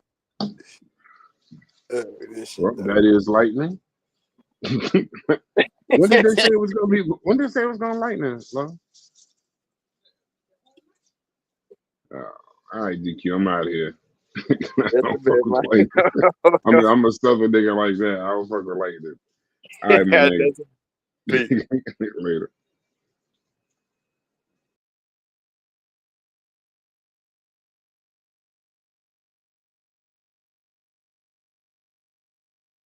they'll make a nigga like me sit front row. So then now I gotta sit in the front row so that way I can't fucking tip out the back. When you start this bullshit. God, this and sounds then so familiar. Like no, Get it's Out. just it's the little bullshit. It's a little multi-marketing thing. Oh, and like- I put and, a bunch of that in the thing in the chat the other day. Go ahead though, Brian. right. So then, but see, then like I did fall for one, and the only reason I did is because well, it was smart because it helped me. It was something that was already in the field I was in. It would give me another couple streams of income, all kind of shit. But at the time, I didn't live where I live now, so I lived in a different area, and it was basically once you kind of figure out what it is, it's really just to get as many people to the meeting as possible. And for you, that's essentially it. Ain't much more than that. If you take it more serious than that, you're the fool. My father laughed at me the entire time I was doing it. He said you need to get learn. paid off how many people sign up at the meeting. Yeah. So Yeah, when they put that 300, if y'all got 13 people and 10 of them put sign up that day at 300, you get your cut off of that. And Right. every meeting you get, man, that's some bullshit, man. And see, Hold on, go ahead. I don't want to get off the point, but I don't want to get off the point. But my friends. right, I don't want to get off the point because there's even racism baked in that because it's not just it is how many people sign up. Don't get me wrong, but it's also the level of the people that you bring because then you get into their network. But now think about being me at 20-something years old in a fucking red line neighborhood. I'm bringing motherfucking my piece of shit ass friends. Motherfuckers that graduated college, but we still ain't got a cut the piss in yet. And then even the guys that I'm watching, I'm bringing in. I think I recruited like maybe 5,000 people or something in like 6 months over time. Like it wasn't like because it's not just you individually. That's where the pyramid part comes in. You bring recruit in, this, and then they bring right all the little and they bring in people, but they all come under you. Right. So They all I'm count for you. leading the shit in the country, but I'm the least paid because just off of the simple fact of the motherfuckers I'm bringing in is just signing up, hanging around for a few days, and then fucking leaving. But they're bringing in, so, and I would hear things like, you would see the money on one end. This person's the largest producer. I was young, so $100,000 at 20 is a lot of fucking money. So I was happy with the bread, but I'm saying at 20, there were people that were doing far less than me, working far less as hard, but these motherfuckers making millions of dollars a year. So now I'm in a situation where I'm like, oh no, I got to get it for myself. And then that's when I went into business for myself. And then that's where I'm at now. But my point is that racism affects you in ways, even being an outlier, racism affects you in ways that you just can't calculate. And then there's major things that happen that show you, like COVID. COVID was a very strong indicator to the globe of the amount of racism in healthcare due to the underlying diseases that COVID exposed. How healthcare actually was fucking up. And that's not something in and of you could fault somebody. That's just, that's your parents telling you about the dumbass drink ginger ale and castor oil and shit. No, take your ass to the doctor, bro. That's the Dr. Sabies, eat alkaline and all of that dumbass shit. Like, no, go to the doctor, bro. You might not agree with them, but that's where you need to be if something's wrong. So that's my overarching point to say that. And you're right, Paz, that is called capitalism. I was done. I can show y'all the country thing later, but I'm tired of talking. Brass, question. Now, when you look at that at a micro level, you have to realize that it was also being operated on a macro level. The same system. That's why colonialism, that's why I can say it never dies. Because the oppression never dies. I agree with you that it never died. They might be emancipated from officially, but the colonialism never leaves. It's still there. It's oppression never leaves. It just rebrands itself. rebrand every time, and every 50 years they rebrand it So because you telling me that So black everybody going for the same 3-car money deal. Chef, I'm not. Listen, if that's the case, right? It's people way smarter than us that Mhm. run whole countries. You Yeah, telling me they can't figure that shit out? No, If I'm not y'all saying they saying can't. They y'all can figured it see out. it, No, let them let say them it. no, figure it Let out. them finish. Let them finish, Joey. not only figure it out, figure a way around that shit. Because I asked y'all right earlier, and I went on mute and I listened to y'all. I said, "Yo, what did racism stop y'all from doing in y'all lives?" And I heard all y'all. I heard all y'all answers, right? But Mm-hmm. I don't. For me, like I said, if there's anything that I didn't achieve in my life, it's because of me. It was something that I didn't do. It was less effort put into it. I know this. You feel me? And I'm the type of person. I told y'all I believe in systemic racism. I'm not saying that racism don't exist. Now, it might have been harder for me to get to certain places because of the situation that I grew up in. You dig what I'm saying?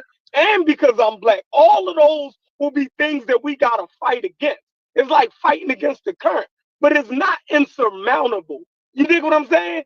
And anytime you don't achieve something, more than likely individually, is because you failed to do something. That's just what I believe. Because there's no way as a grown man I'm going to say I've been hindered in some type by some outside force and I didn't figure out a way around that shit. That would be crazy. You know what I mean? Like most people, the first time they buy a house, right? A new homeowner, right? Yo, once you go talk to a real estate agent, right? You realize, oh shit, I gotta get my shit together. You dig what I'm saying? Like I Bars. didn't know I had to, you know what I mean? Boom, boom, boom. But then you work towards getting your shit together so you'll be in a position to buy a house. Now another nigga might go in there with the same issues as me, and they'll claim that's the racism that stopped them from getting that motherfucking house, or from them getting that motherfucking loan. When only thing they had to do was go 8 months under discipline and work towards fixing all that shit to be able to buy more. There's always obstacles to everything. The same white people that we think got all the shit, yo, you think that they don't have obstacles?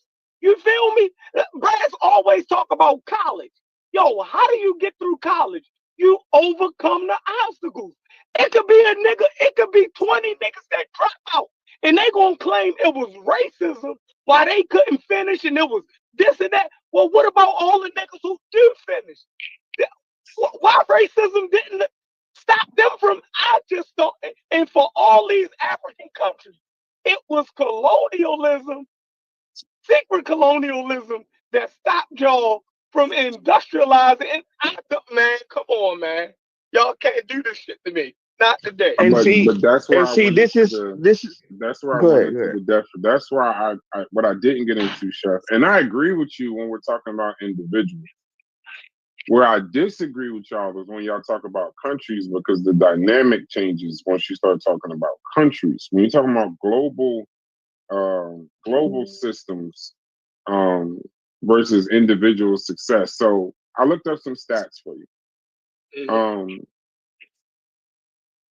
I can flip properties and I could to build wealth, but a country can't flip its debt or sell off like all of the history's disadvantages. So just understand this too. And then also in the United States, when we talk about Africa, any success I have, just to humble myself even more, is that it's also taking place in the #1 economy in the world. So if I'm building it in the US, it ain't really a flex.